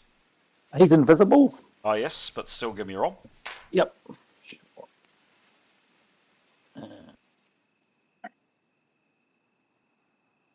He rolled a 67. Okay. Askel, have you got a missile weapon? Okay. Cool. That was, and then Grey. Oh, so Nicholas's skill is plus 31. Yeah. Oh, sorry, I meant to ask that. Thank you. Yep. Cool. Grey.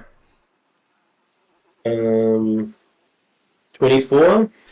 Oh, master, of course. Yeah, plus 80. Goodness. 80.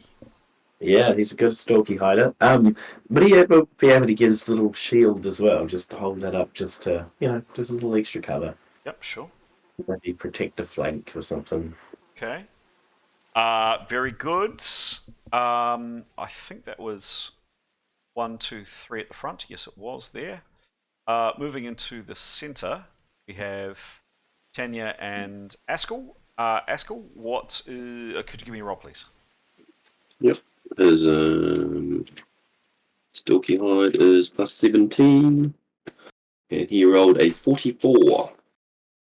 Or can you roll again, please? Mm. Could be very good. It could be very, very bad.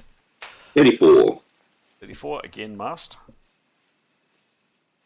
Have you got a missile weapon, Askel? No, I lost it. I just wondered whether it'd be better if you can't fire. Would you You be can better with it? do magic. Yeah. Oh, I see. Right, got it. Cool. Very good. Tanya? Yep.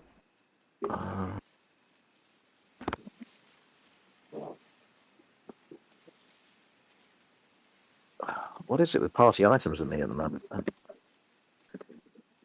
85, Master of Sea, 10 years stalk is 131. 131. Cool. Plus. Cool. Excellence. So those two. And then Shader, you're a bit further back. You are also invisible, but I would still like a hide roll, believe it or not. Mm. There we go. 19. 19. And does she have a hide skill? Hiding. Nope. Nope. Okay. All right. That's all right. That is. Too And, big. and then the last two over here is Keros. You're also invisible, Keros. Yes. But still. I don't have a stalk and hide, but I do have geography. Which I think would be helpful because it would allow me to be aware of my surroundings. It helps you with I maths. just rolled a 9. Yeah, we but can, I'm we on a can map. talk. We can talk about glaciation while we wait. What was the roll, please? 96. 26. Shame it's masked. Okay. So invisible, and then last but not least is Neathanel, who is also invisible. Rolls an 18 plus 115.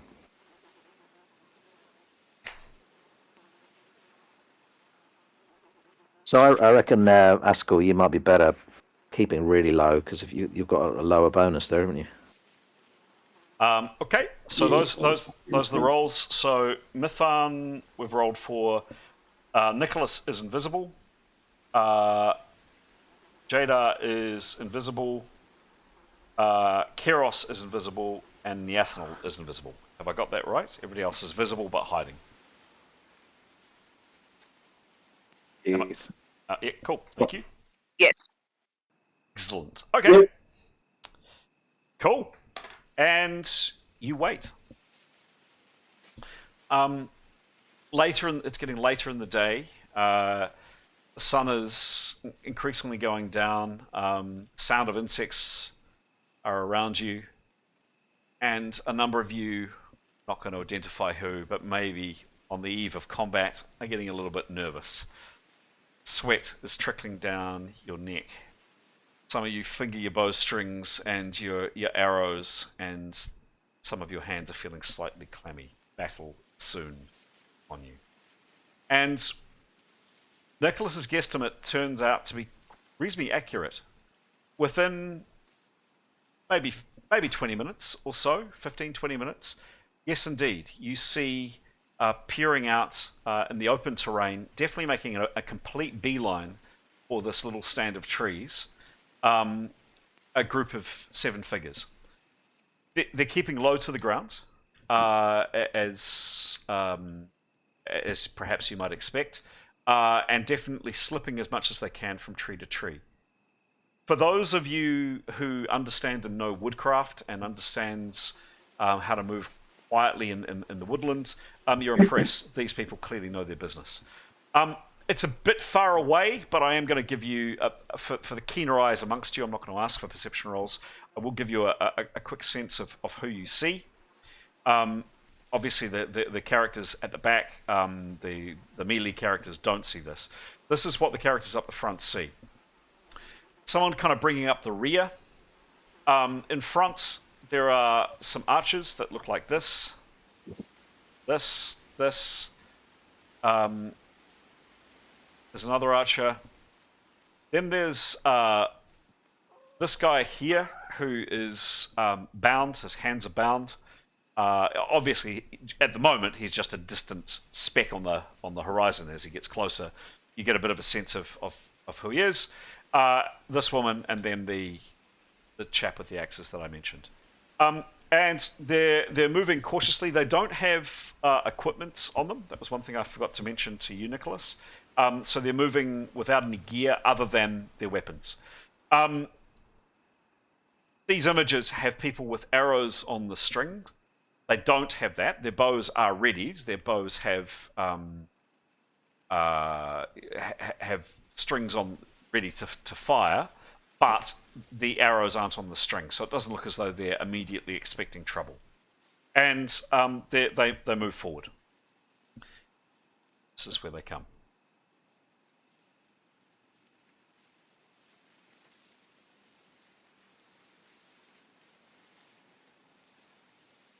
Oh, oh no. Like the software, but sometimes it's tankerous. Let's see if this is going to work.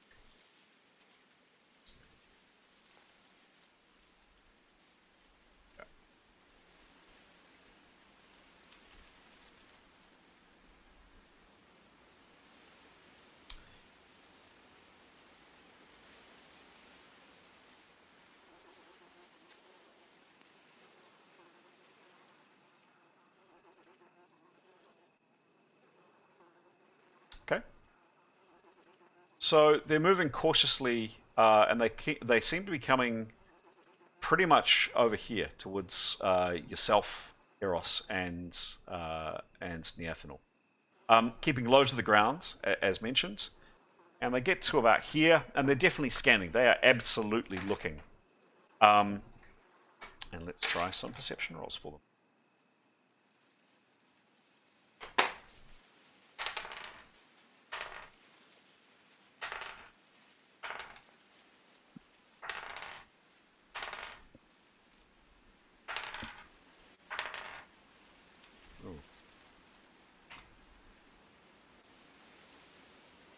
Ah!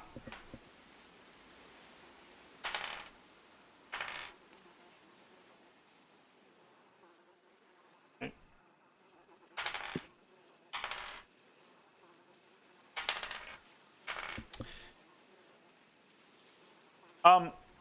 They stop here and they actually pause in this position, and there's a couple of gestures from one, and one of them points in the direction of where these three characters are over here. And all of these people cautiously stop, pause, they all lower themselves to the ground. Any actions? Two of my characters are preparing Sure. silently, without movement. Action I should know about? Yeah, same here. Yeah, the spell's prepared. Yeah, Breathing it's as the quietly same. as possible. Okay.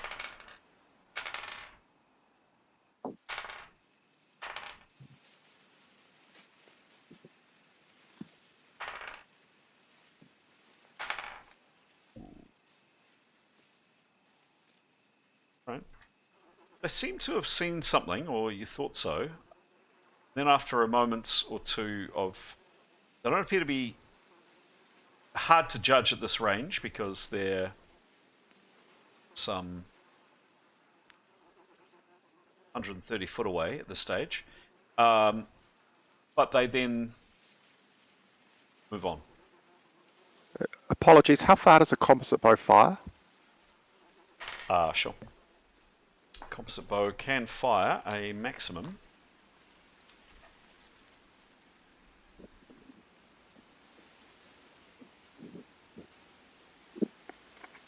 of 300 foot at a negative 6 at a negative 60. Okay.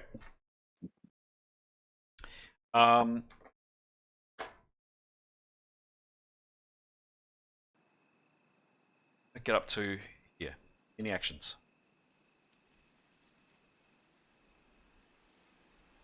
Can I just check, Chris? This closest one now is definitely sort of 90-ish feet away, and the furthest away looks like they're about 100 away.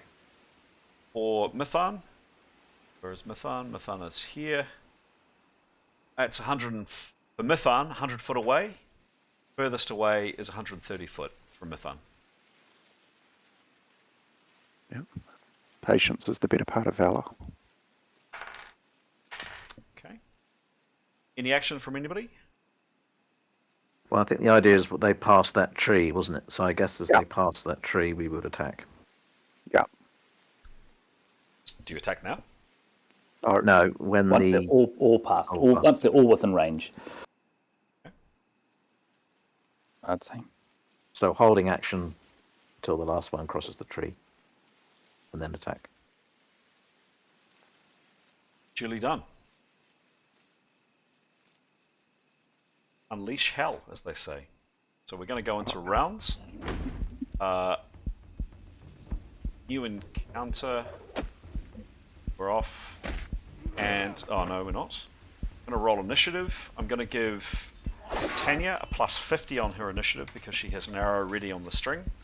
I'm going to give Gray a plus 50 to his initiative because he's got an arrow on the string. The same with Mithan. And the same, and I think that's it. Anybody else that has an arrow ready? What am I missing? So Tanya, Gray, and Mithan. No one else. the other person who was close with a spell would be ready to use that. I can't remember who it was. Sure, Spell sure. was. But it doesn't affect your. Okay. Doesn't affect your. All right, ready to go. Rolling initiative. First to act is Grey Roughwind. Ooh, alright. Which one's closest to him? Okay, so Grey was here. Yeah. It's here.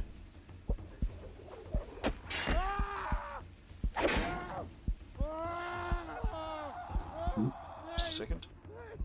Yep. Wow.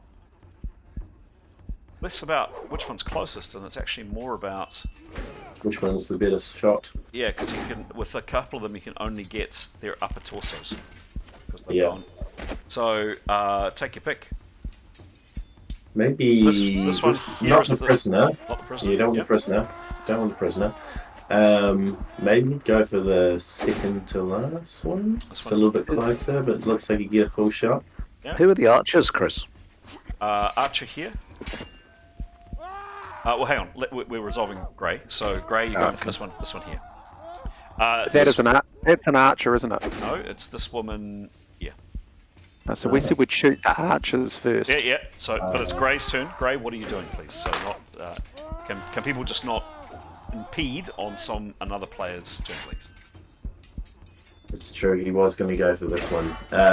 Yeah, he's going to try and shoot her in the head. Yeah, cool. Yeah. So you will get. So let's just check. Distance is call that. Where is Grey?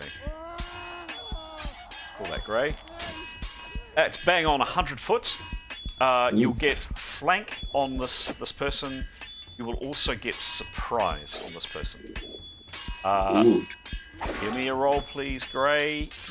Make it super duper good. Ooh, well, the best. All of these will be surprise, by the way. All the shots will be surprise. 23? Pretty good. Sorry, 23? Yeah. 23. And I think it's plus 66 for his crossbow bonus. Cool. Light crossbow.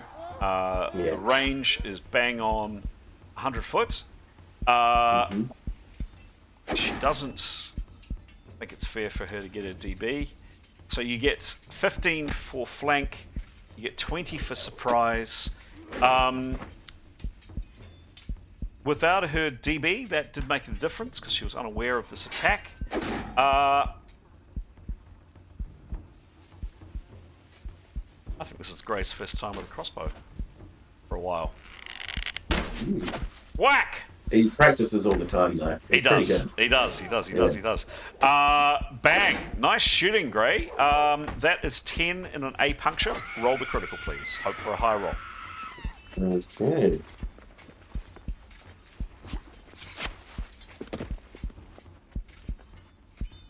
$80. 80. Yeah, she's going down. It's not good. So you were aiming for her head, but she moved at the very last seconds, Gray, and you actually hit her in the upper arm. She screams in pain. She takes another 3 hits. She's definitely bleeding, and she doesn't look in good shape with that shot. Good. Nice shooting. Whack. Next up is Tanya. Tanya, you're over here. No, over here. Same position. In the middle. Oh, in the middle. Beg my pardon. And let's just have a quick squiz of what you can see. And your cam. Tanya cam. Exactly. Ooh. Exactly. Tanya cam.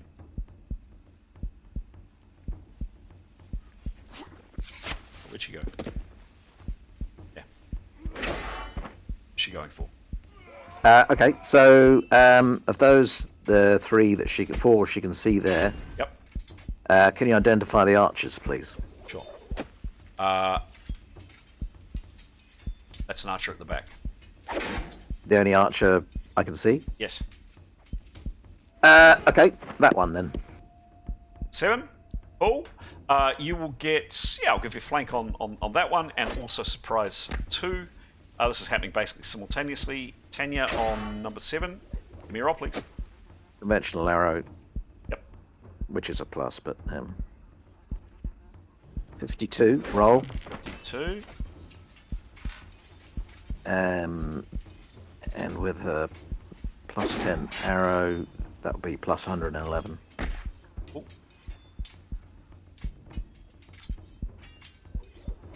Boomfa. 20 in an E puncture critical. Roll with 20 in the E, please. Come on, Tanya. Sort it out. Let's do this. 74! Nice. Nice.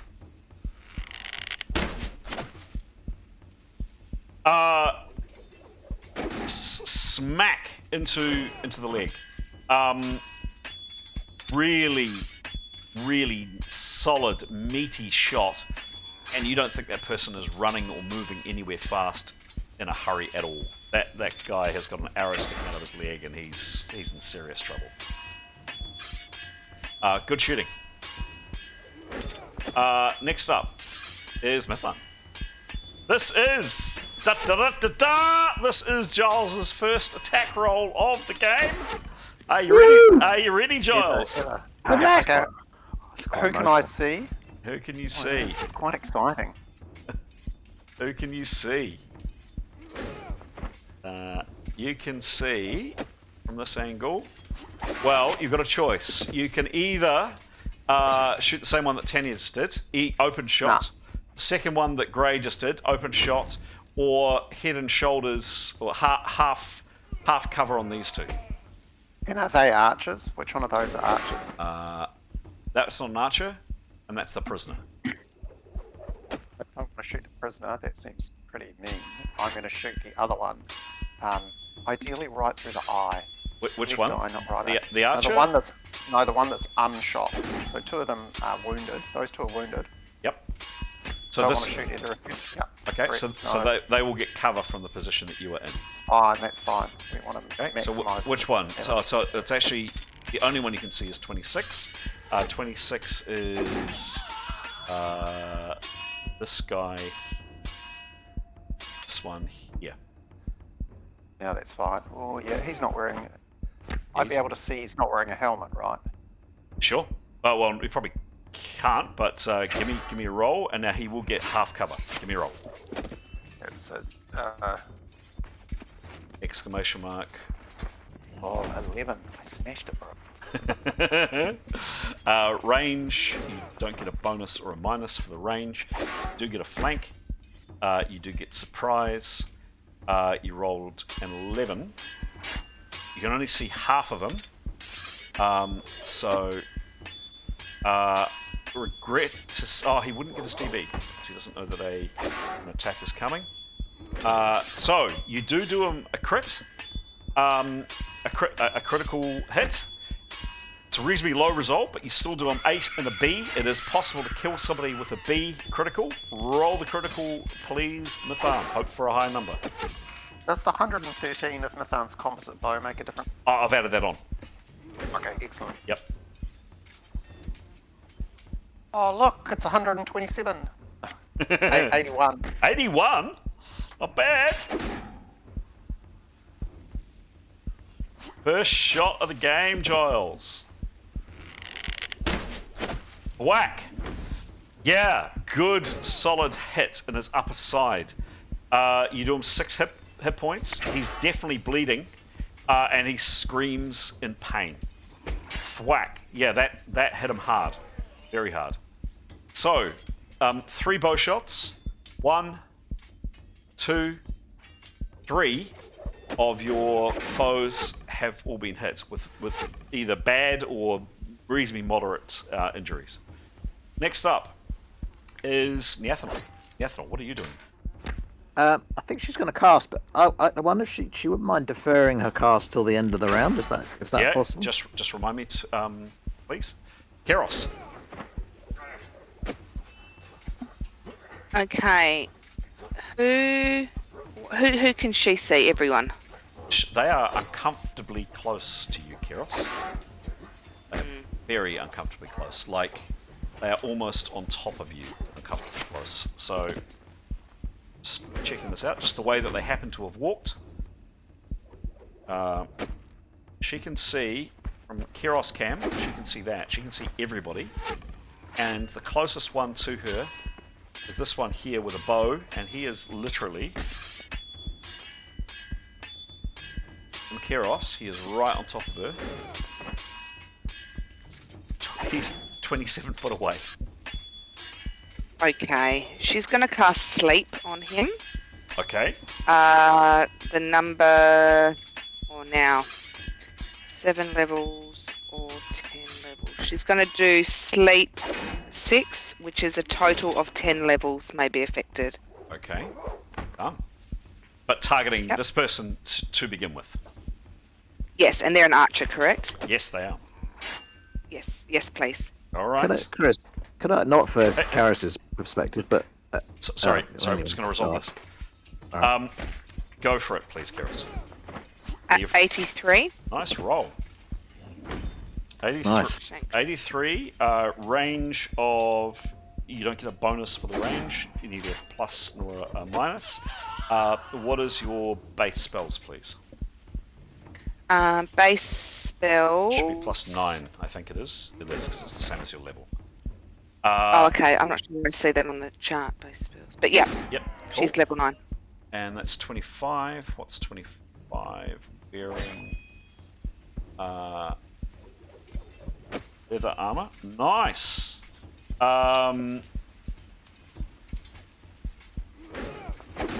Okay. And you are 9th level, and this person is that level. Okay.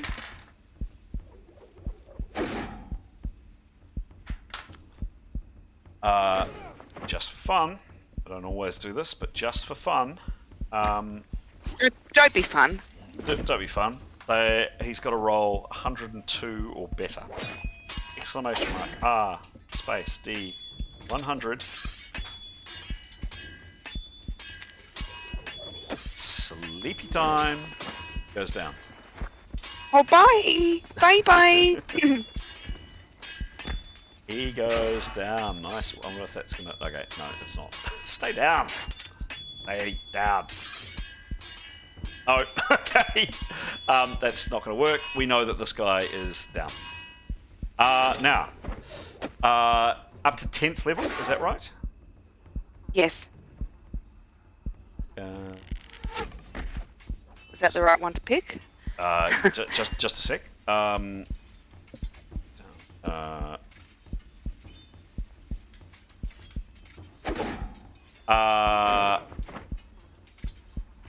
Next one, closest, is number 5. Oh, is this radius? Do I get 2 for 1? Yeah. Can affect. Oh, huzzah! It can go for up to 10 levels. So it's anybody you can see that is affected. Oh, go Keros. Definitely go Keros. And then we can come over and slit their throats. Something to look forward to. So it's like you got $10 to spend, and he must. If there was 10 first level people, you could do all 10 people. Oh, that's so cool. I get confused when it says four. One. Four, Two one. go down. Those 2 are now down. So I need to change that. Edit down. Okay, and then so that was 3. Okay, and that's all from Keros. But firstly, this person collapses. Secondly, this person collapses on the ground asleep. I'd have to say, very good. Well done, well done. Thank Are we allowed to see who they were, Chris? Yep. So this one here and this one here. Nice. Nice work. Next, nice work, Keros. Next is right. 24. Sorry, another question. Hang on a second. If down, he is asleep. Jada, what are you doing? Still praying. Yep, cool. Sorry, Grant. A question. An urgent question. I just wondered if Nathanel could act if she's aware that Keros has acted. Yes. Oh, Keros, you are now visible, by the way. That was an offensive spell, so you're now visible. Okay. And I can't go invisible again until next round, right? Correct. Okay, thank you. Nathanel, yes, you can. So who's the third person? Third person is this guy. Yeah. Can I cast? Yes.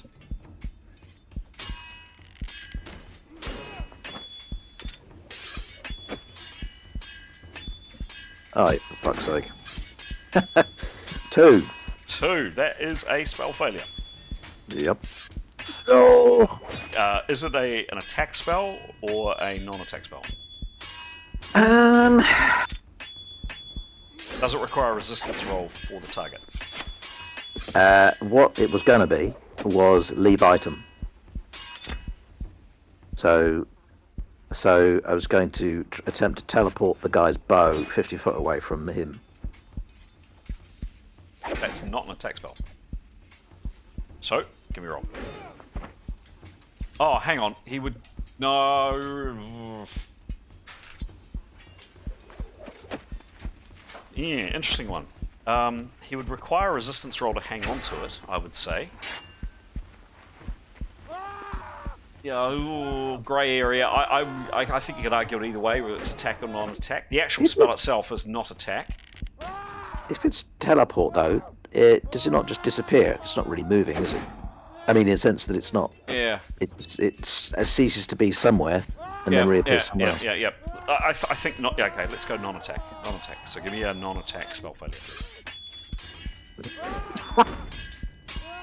I'm just going to go home. See everyone, I'm off. What was that? Bloody hell. 97. 97, roll again. Why didn't you roll them the other way around? Yeah. I'm not sure. Yeah, 37. I would have chosen. Plus I'm going sleepy go bye-byes, I think. 37? 97 Yeah. plus 37. 1, 3, 4. I'm off. See you later, everyone. Yes, Caskell is looking smug in the corner. Oh, Haskell! And Haskell. nodding knowingly. Like, Yes! Been there. Oh dear. Spell has no effect. Caster Oh, is shit. confused and stunned for 4 rounds. Okay. Could be worse. Is she able to lie down? Oh, actually, she may as well just keep still. She has done a stalk maneuver, I suppose. Does that a hide maneuver? But anyway. Yep. Now, that wasn't an attack spell, so she wouldn't have become... Well, she didn't cast a spell, did she? No, she did. She did, but it was... spell She's has still no, invisible? Spell has no effect. Yeah. So you do take the... Spell has no effect. So you do, by the way, minus your power points. Yes. Yeah, had that been an attack spell, she would have become visible. Not an attack spell, so yeah, no, she's still invisible. I'll lie still then. Yep. Leif, you're out the back. You've heard screams. He's up and running. Okay, cool. Give me a Plan? Give me a running roll, please.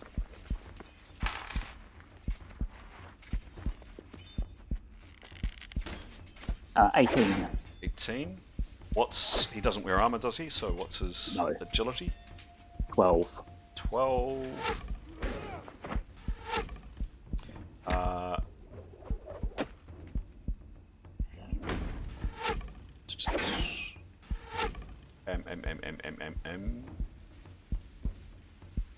Just coming.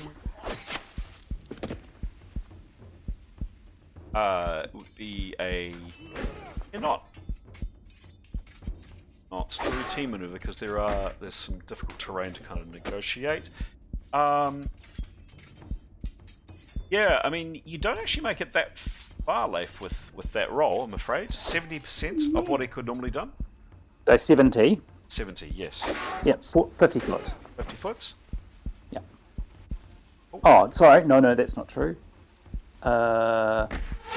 He can only move to jog or run speed. Oh, no, I think, yeah. Because it's like what speed you actually end up calculating. Also, yep. Sorry, also, and there'll be a percentage off that for getting up. Yes, there will. Thank you. So 30% for getting up, I think it is.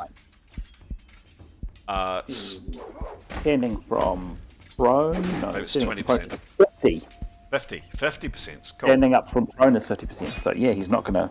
Oh, so he would. That would be. Yes, if he it gets would. a double rate, it would be 50-50 foot then. Yeah. 50 foot. Okay, cool. Yeah. Thank you. It's all right though. Thank you for your honesty about the whole getting up thing. You're absolutely right. 50 foot. And just to be clear, he's got sword and shield. Yes, you know, I picked up that. 50 foot, so he gets to. Where's he running to? Yep, that general direction. Yeah, okay, cool. Yeah. So Leif, you're about there. Etienne, Severin, where is Leif? Where is Leif? He's that well hidden. He is that well hidden. There he goes. So Leif, you get to about there. Thank you. Next up is Askell.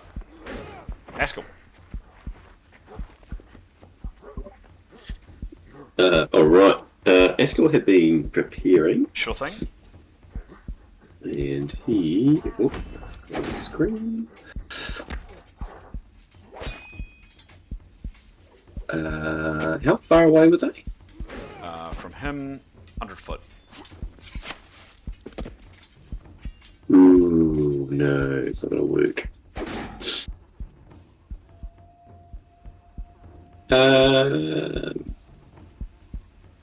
Yeah, I think Askell will just continue to prepare and just remain crouched. Okay. Yeah. Alright. Done.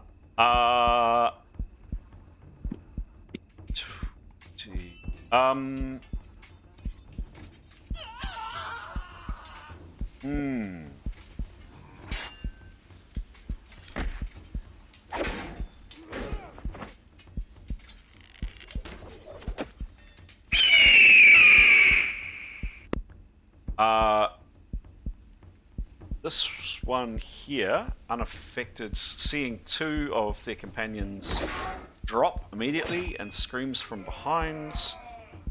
Takes a second to kind of comprehend what's going on. And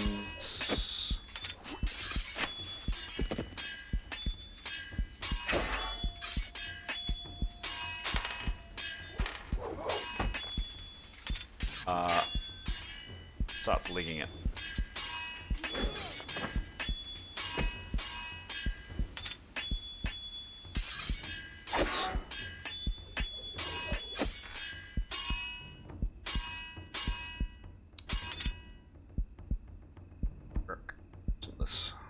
Why isn't this behaving the way it should?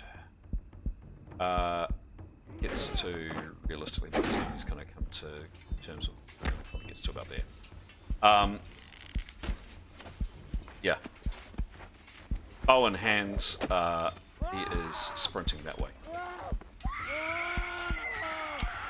Hasn't made it very far, because it's taken him probably a little bit back. It's taken him a minute or so to figure out what's going on. Next up is Tarquin. You've just seen two of your captors drop in front of you and screams from behind. What do you do, please? Just point out exactly which character is Tarquin. It's this one here, and this is his closest captive. He's gonna. Sorry. So these two in the front have gone to sleep. That guy's legged it. So his closest captive, the one who's next to him. This one here, he's heard this person scream from behind. Yeah. So he would throw himself back into him. Okay.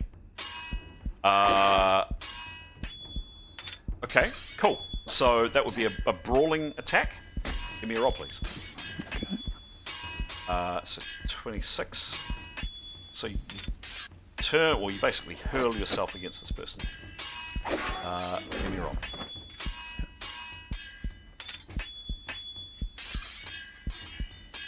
Oh, crikey. 5.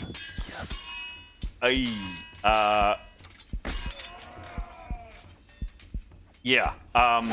Even though this person's stunned with somebody's arrows sticking out of them, you hurl yourself at them, Tarquin, and your attempt to try to knock them down, hit them, slug them, bash them, whatever, goes astray, and you end up about here. Your hands are still bound, of course, as described, so you can't do a lot. But yeah, you try to slam into them, you just miss them, actually.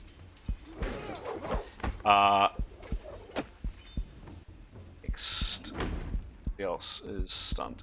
Demos, you've heard screaming and yelling and general kerfufflement up the front. What are you doing? He'd chase after, well, not chase after, he'd follow Leif. Give me a roll, please. And make a run for it. Oh my god. Okay. 5. Roll again, please. Oh dear. Oh no, wrong thing.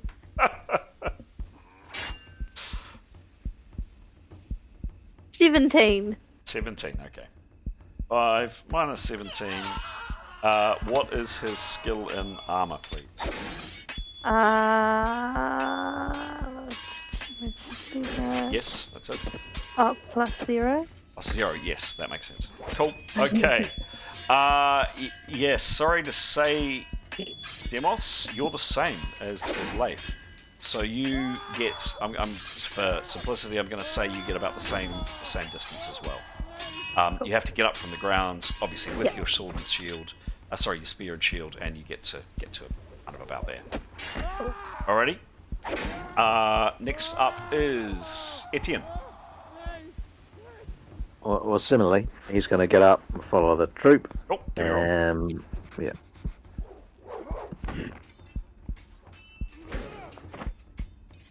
$36. 6, lovely. And his movement and plate, please. Skill and plate. I forget where we landed with him. Plate, -11. -11. 25. Better. 70%. So, 50% to get up off the ground. Double his base movement rate of how much, please? He's fast. 70. 70, thank you. Times 2. However, he had to get up, so that's 70. What's 70% of 70?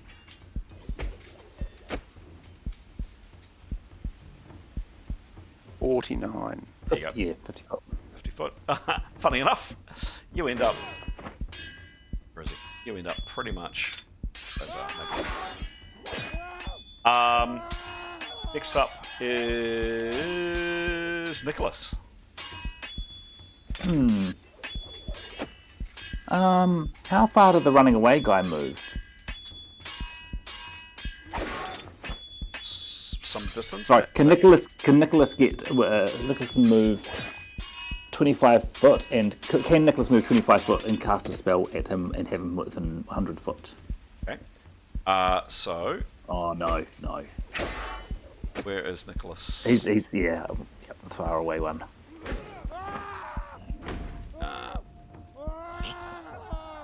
143. Yeah, no. Nope.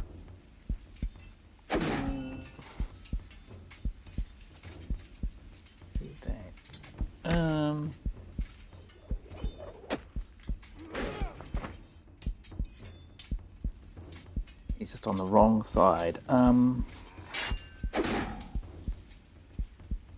He is going to, just because he wants to, cast a spell on the last guy in the line. Yeah, sure.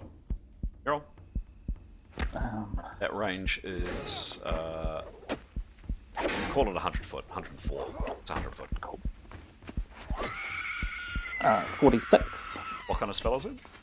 It is an attack spell. It's a phantasm spell, actually. Okay. Yep. I haven't used this one for a while. Well, sorry, what was the roll, please? 46. Uh-huh. Plus 4 rounds prep, plus your gesture, which is another 5. Yep. And plus base spells of 14 now. 14. Yes. Yep. Correct. Oh. Yep. And what happens? What does it do? So he'll need to make a resistance roll. Okay. Yeah. Sure. What was this chappy wearing? 7. Cloth. Okay. Okay. Yep. And what's Nicholas's level, please? He's 7. Lovely.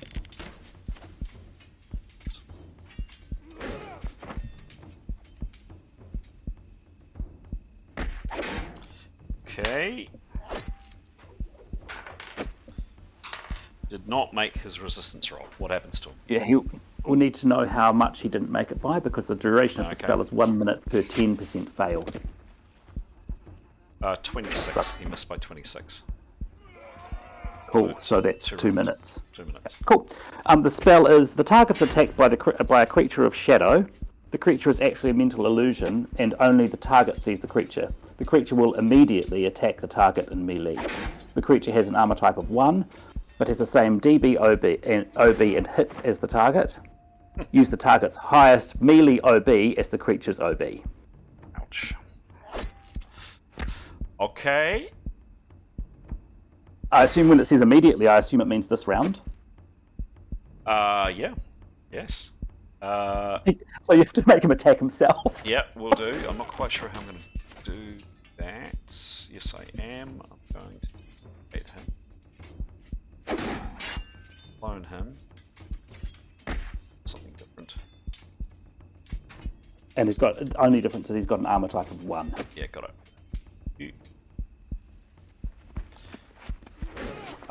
And what type of attack was it on him? Attack in melee, Yep. and you use the highest melee OB.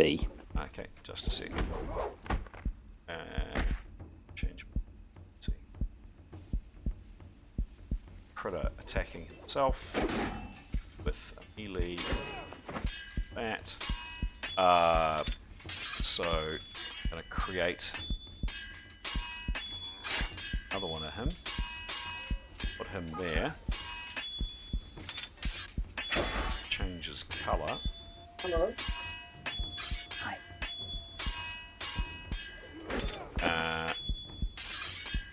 Parry, stunned, and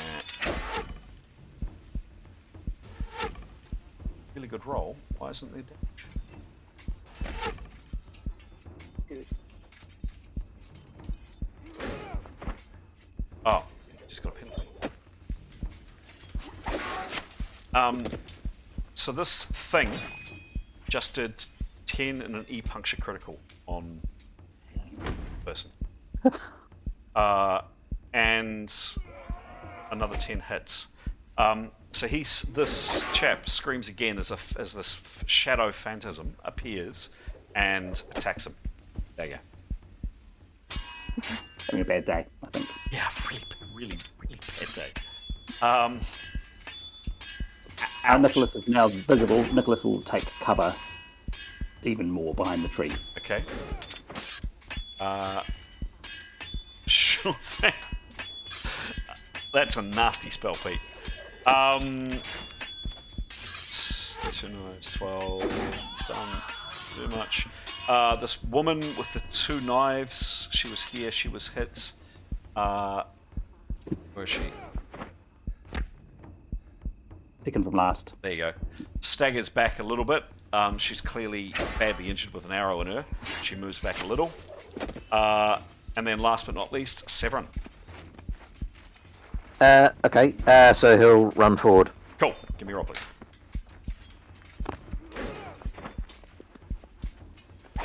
16. 16. And moving in plate. 0, I think. Pretty sure it's 0.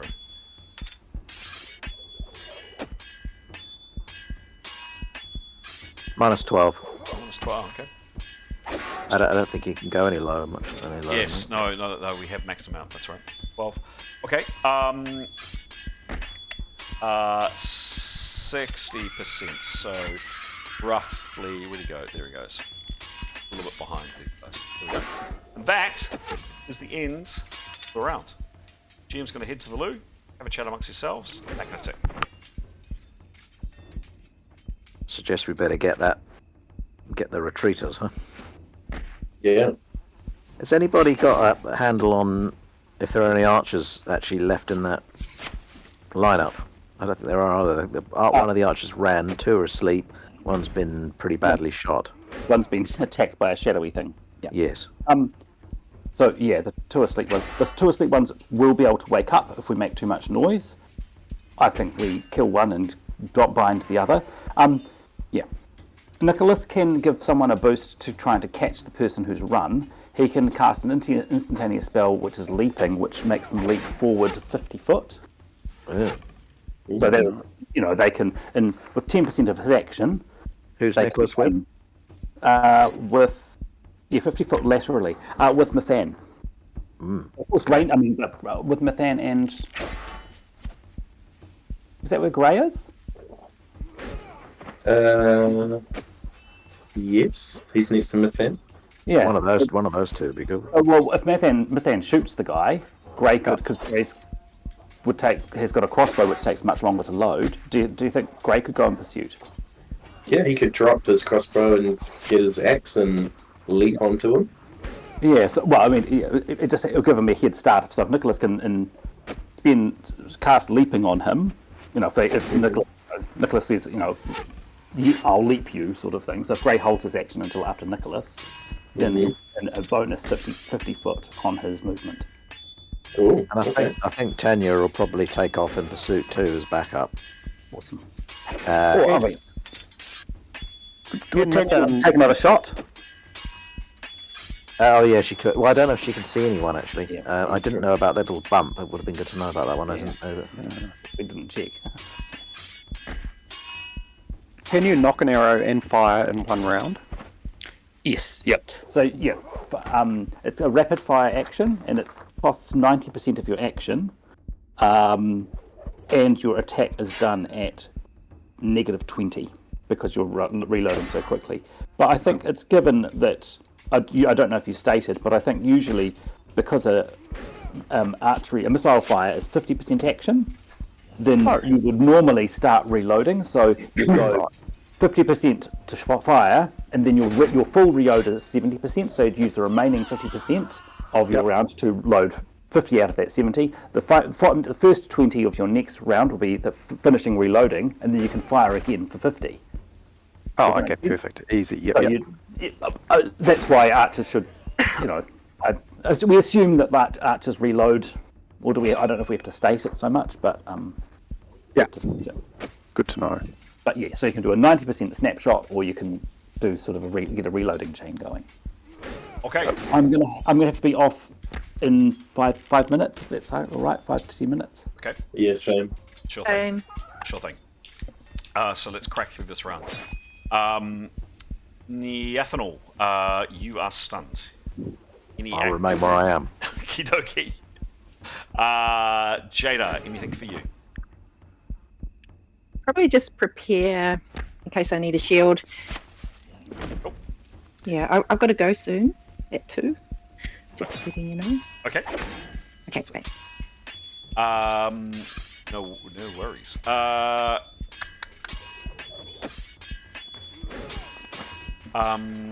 First one here is down having a nice snooze. Tanya, what do you do? Can in terms of what she's seen of the party, if I gather this is what's happened, from what she can see, one of the bow people has run off. Yes. And the other bow person that she shot at is currently fighting amongst him or herself. Is that correct? Yes. Are there any? There's no other bow people in that back group, right? Well, she is here. Yep. Correct. Yep.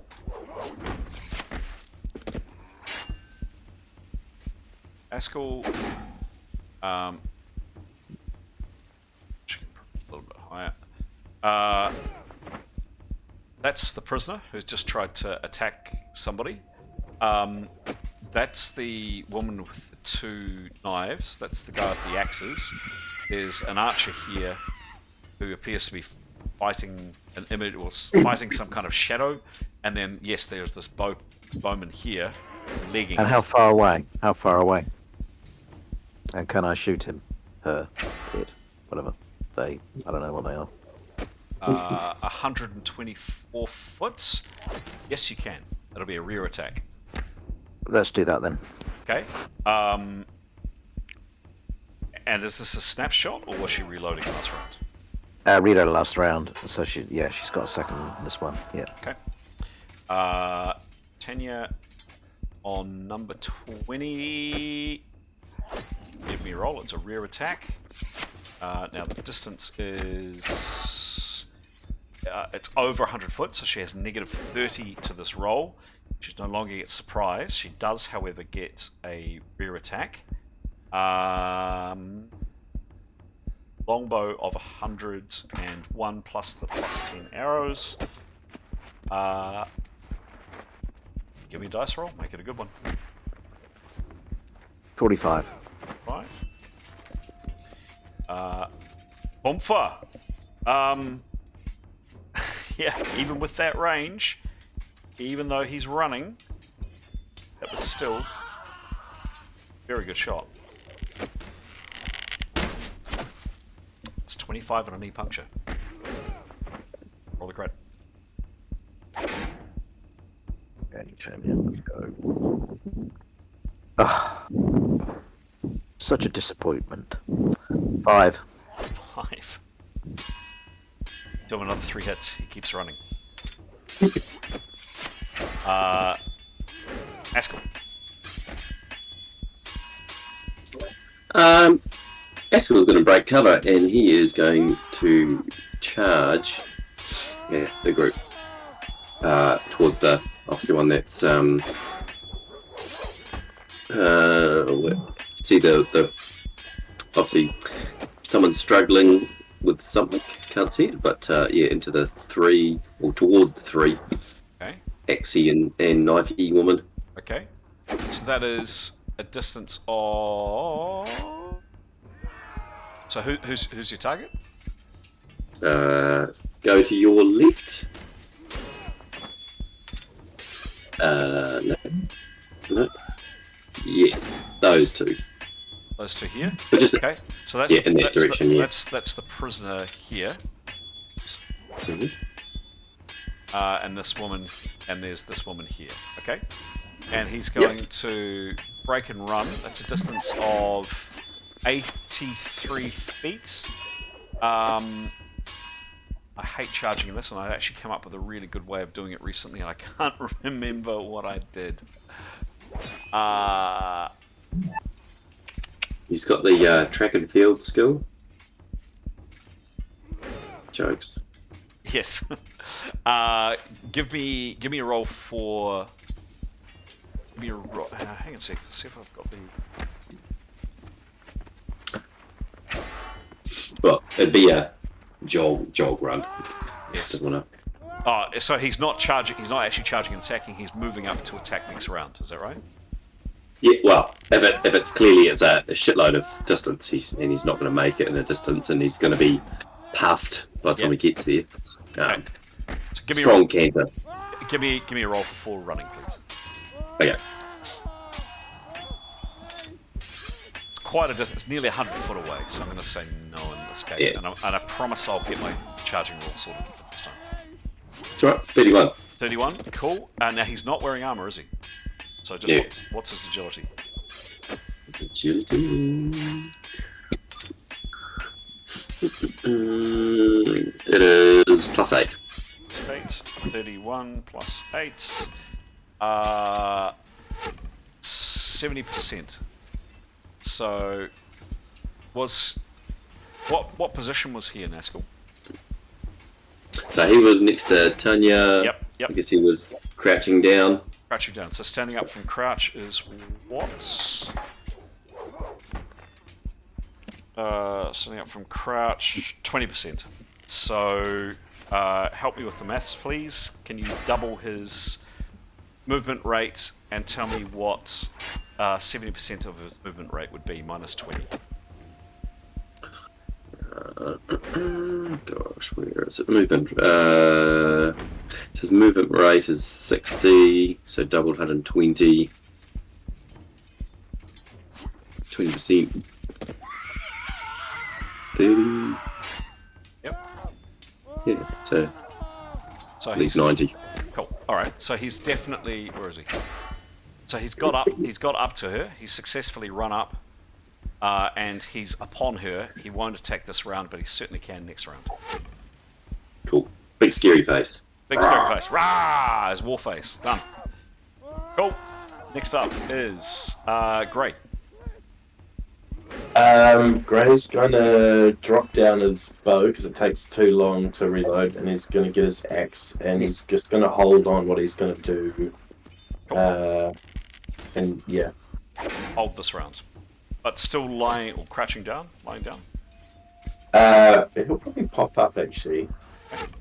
But ready to parry if he needs to. And yeah, just holding until he has a clear idea of what he's going to do. Sure.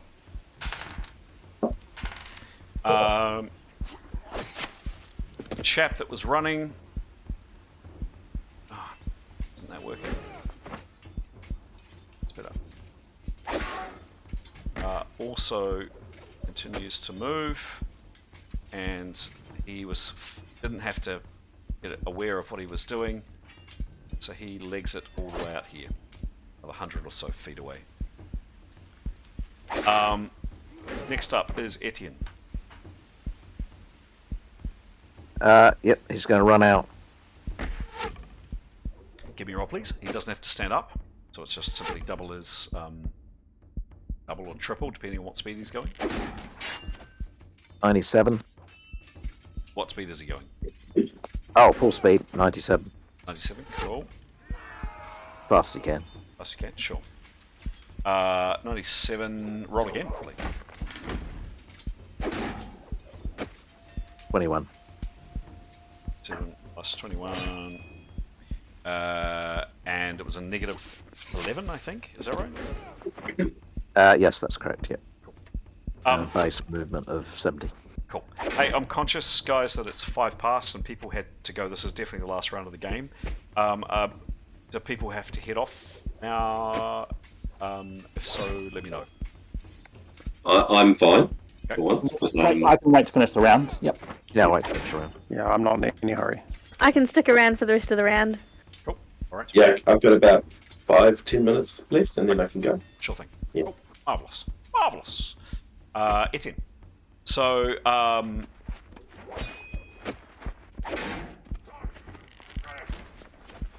Etienne, at that distance, and particularly with that roll, I'm saying he could run and attack. He could only run and attack one person, and that would be the one on the ground that's asleep. I think he'd run out the front, to be honest. I think he'd just run out the front. Okay. It's out to I mean, no, I mean the front, where the tree was that they, out there. Okay. So it gets to about here. Yeah. Cool. Done. Next up is number 7. Number 7 is being attacked by itself and is not doing much. It's got an arrow on its side. Alright, yeah, that guy is also not doing much. Mithan. Okay, so Mithan would have reloaded her bow last round and will take another shot at one of the characters you can see, but wouldn't bother to shoot the one who's busy attacking itself. That seems a bit stupid. So, so would probably. So your choices are the one that's running away. No. Or this one here. Right, so just so I understand, the chances of her actually hitting and doing damage to the running away are pretty low, very low. Let's check. Reasonable. Let's check the distance. 260 foot with a composite bow. She is very good with a composite bow. You would also get a back attack. At 260 foot, your penalties would be -60. Yeah, I'm going to take a punt. Okay. So this is a back attack. Give me a roll, Mithan, and hope for a really, really, really good roll. Roll. Oh, 1,000. What was the roll? 26. 26. I hate the dice. You don't get surprise, as you did last time. You do get rear. You also have 113 on your composite bow. However, the range of -60. You do him a crit. Whoa. I'm just going to check this. Yep, so he gets his DB for sure. Because he's running. You get a rear attack. Range of -60 for the range. Your roll was a 26. But because of your 113, you do 10 in a B puncture. If you roll high on this B puncture, you can either kill or incapacitate this person for fun. Absolutely no pressure on you whatsoever, but can you please roll the dice? What's the roll? I don't want to tell you. I think there's a malfunction in the game. What's the roll? I rolled a 9. A 9. You're doing 2 more hit points. He keeps running. I wouldn't have mattered even if I'd done it again. Oh, you could have brought him down. Keros, what are you doing? Hello? Hello. Who's the creature still standing near me? Well, Nana, you have very Oh, helpful. they're down. They're slept. Yeah, Sorry. I couldn't tip them upside down, but those That's two right. are on the ground asleep. This guy here is legging it from you. This one here is fighting, or has been shot, and has Askel upon them, and is also dealing with the prisoner. There's a woman here with 2 knives, and then this guy here is fighting some kind of shadow. Let's see. Do I have a clear shot? I'm thinking another sleep spell for the woman with the knives. Yeah. Or am I going to? No. Yeah. No, you've got a clear of anybody. You and the Athanol could see everybody. Good to know. Who would I affect with if I did that same sleep spell? It's a 10 radius, isn't it? Did you say Askel's there? Not a 10. No. Oh, no. Sorry. You don't affect your friends. As far as I know, you don't affect your friends. That's a really good point. It's never come up. No, but I don't. I'll go with that. That's fine. I'm happy with that call. Okay. So what's she doing? I'd like to cast sleep. The distance, if you wouldn't mind, from the lady with the 73 feet. Could I please cast sleep on her? You bet. Give me a roll.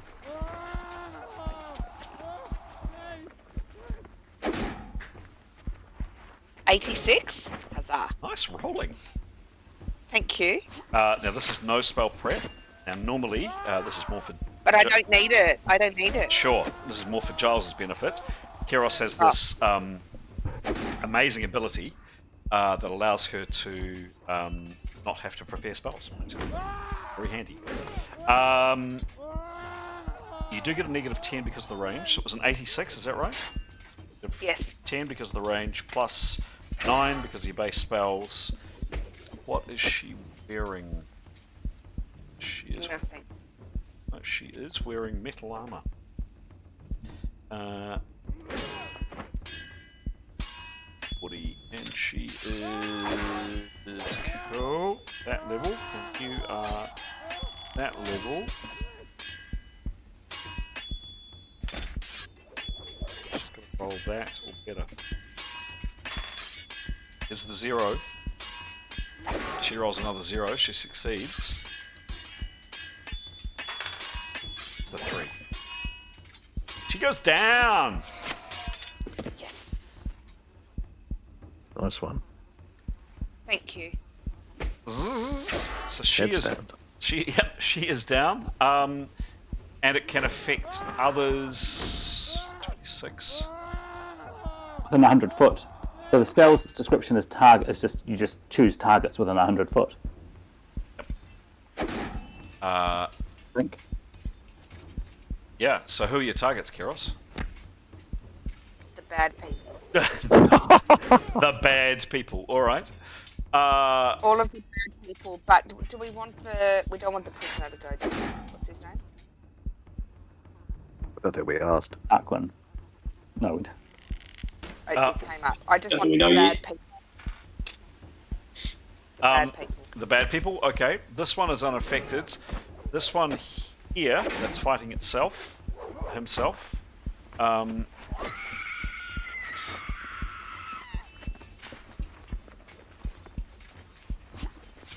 Aiden had to go, by the way. He said, Oh, "Bye." okay. Okay.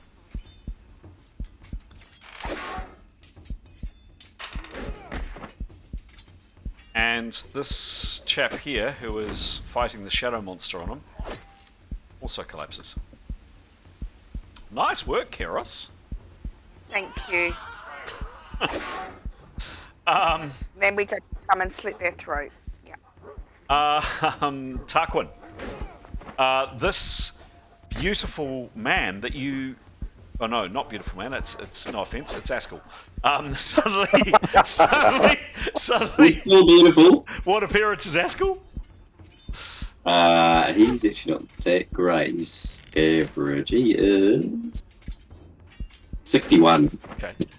What you do note, by the way, Askel, is this prisoner is like it's almost quite distracting, despite the fact you're about to be fighting for your life, Askel. But you are aware of just how painfully, ridiculously, stupidly good-looking this prisoner is. I mean, it is quite distracting. He is insanely good-looking. Anyway, it is Tarquin, your turn. You see Askel, or this, you don't know his name is Askel, but you see this person here arrive beside you.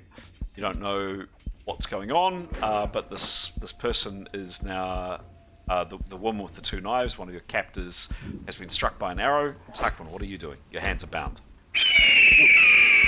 What are they bound with? Rope. That's the X-Man, isn't it? No, that's the woman. Oh, maybe you're right, Pete. The woman was the sleepy guy by Yes, that. that's right. That's right. No, the guy with the axe. Sorry, the guy with the 2 axes. This guy. Yeah, right, Pete.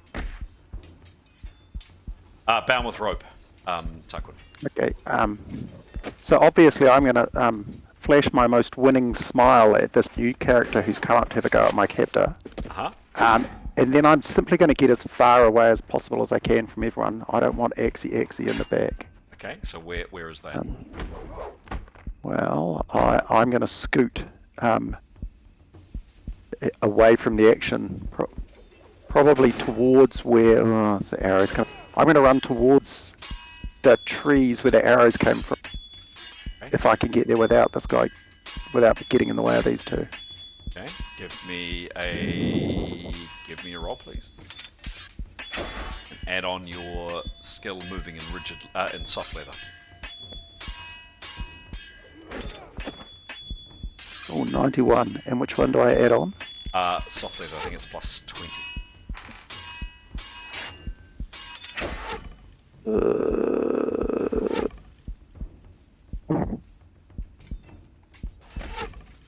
Soft leather. I'll just believe you. I can't find it. Down the bottom. One of the ones down the bottom. Oh yes, plus 20. Yep, you're bang on. Cool. Okay, so that allows him to run 111. 110. So what's his base movement rate? I think it's 60. Where will I find it? Sorry. Second. Oh, yes. Yep. 68. Oh, base is 68. 68 times 2. Okay. So he starts off as a jog and then he runs full, gets kind of to about comfortably kind of that kind of distance. Where does he run to? Yeah, about there. No, yes, no. Hang on, I'll pick him up and you tell me where he goes. Yeah, towards the closest tree he'd go, and he'd keep going so he can get hidden. Yeah. I guess he'd know there's people there, so he doesn't want to run right into the head. Yeah, that'll do. That's fine. Okay. Cool. Runs up. Hands are still bound. Yep. Why?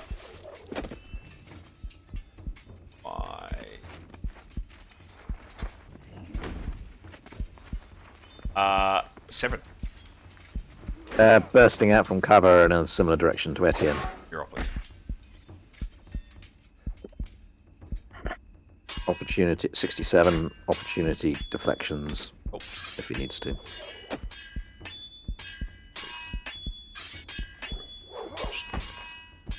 Lines. Up there. Whoops.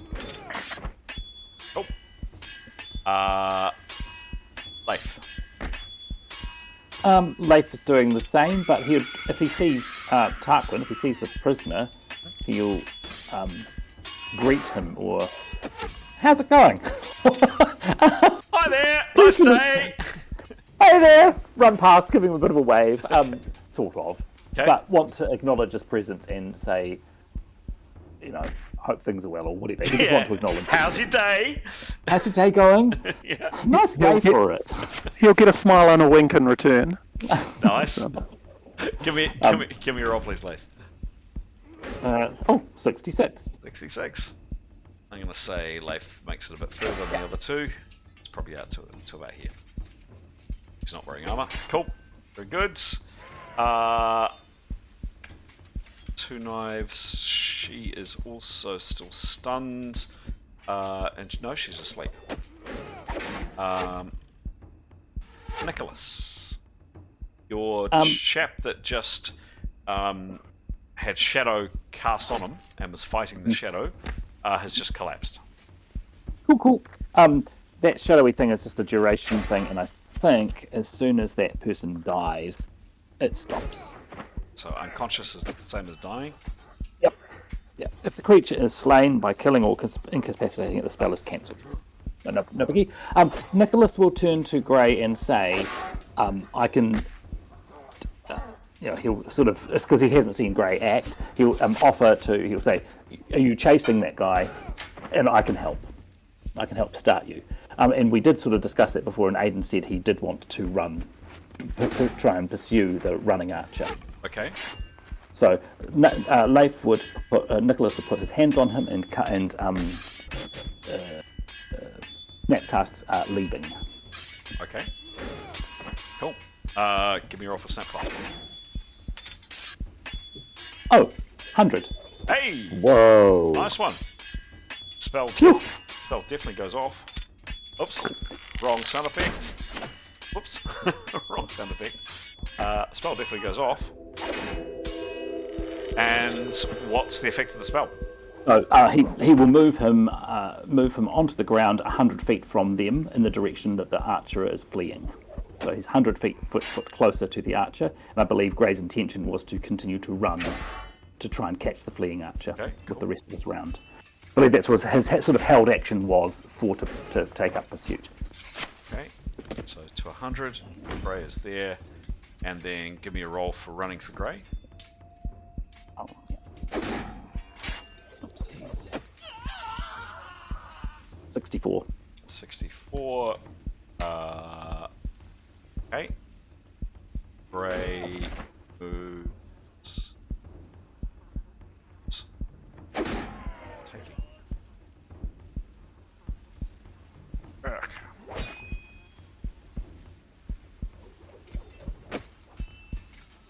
Okay, certainly that spell helped, and I'm just gonna somewhat arbitrarily say that Gray has moved. I hope Aiden's okay with that. He indicated he was. Okay.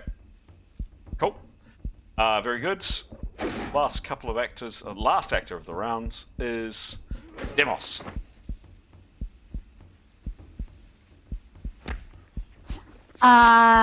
He'd keep running. Off running.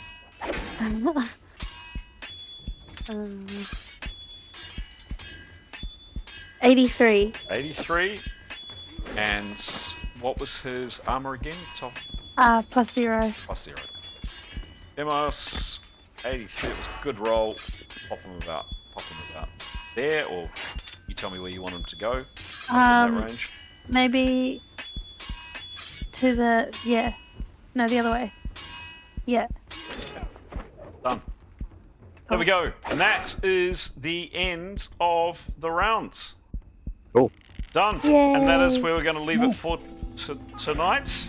Today. Tonight. Today. Battle to Tarquin for a good unarmed attack or attempt. Yep. I think. Fair. Excellent. And Thank you very much. And hello, Tarquin. And hello, Tarquin. Welcome. Tarquin.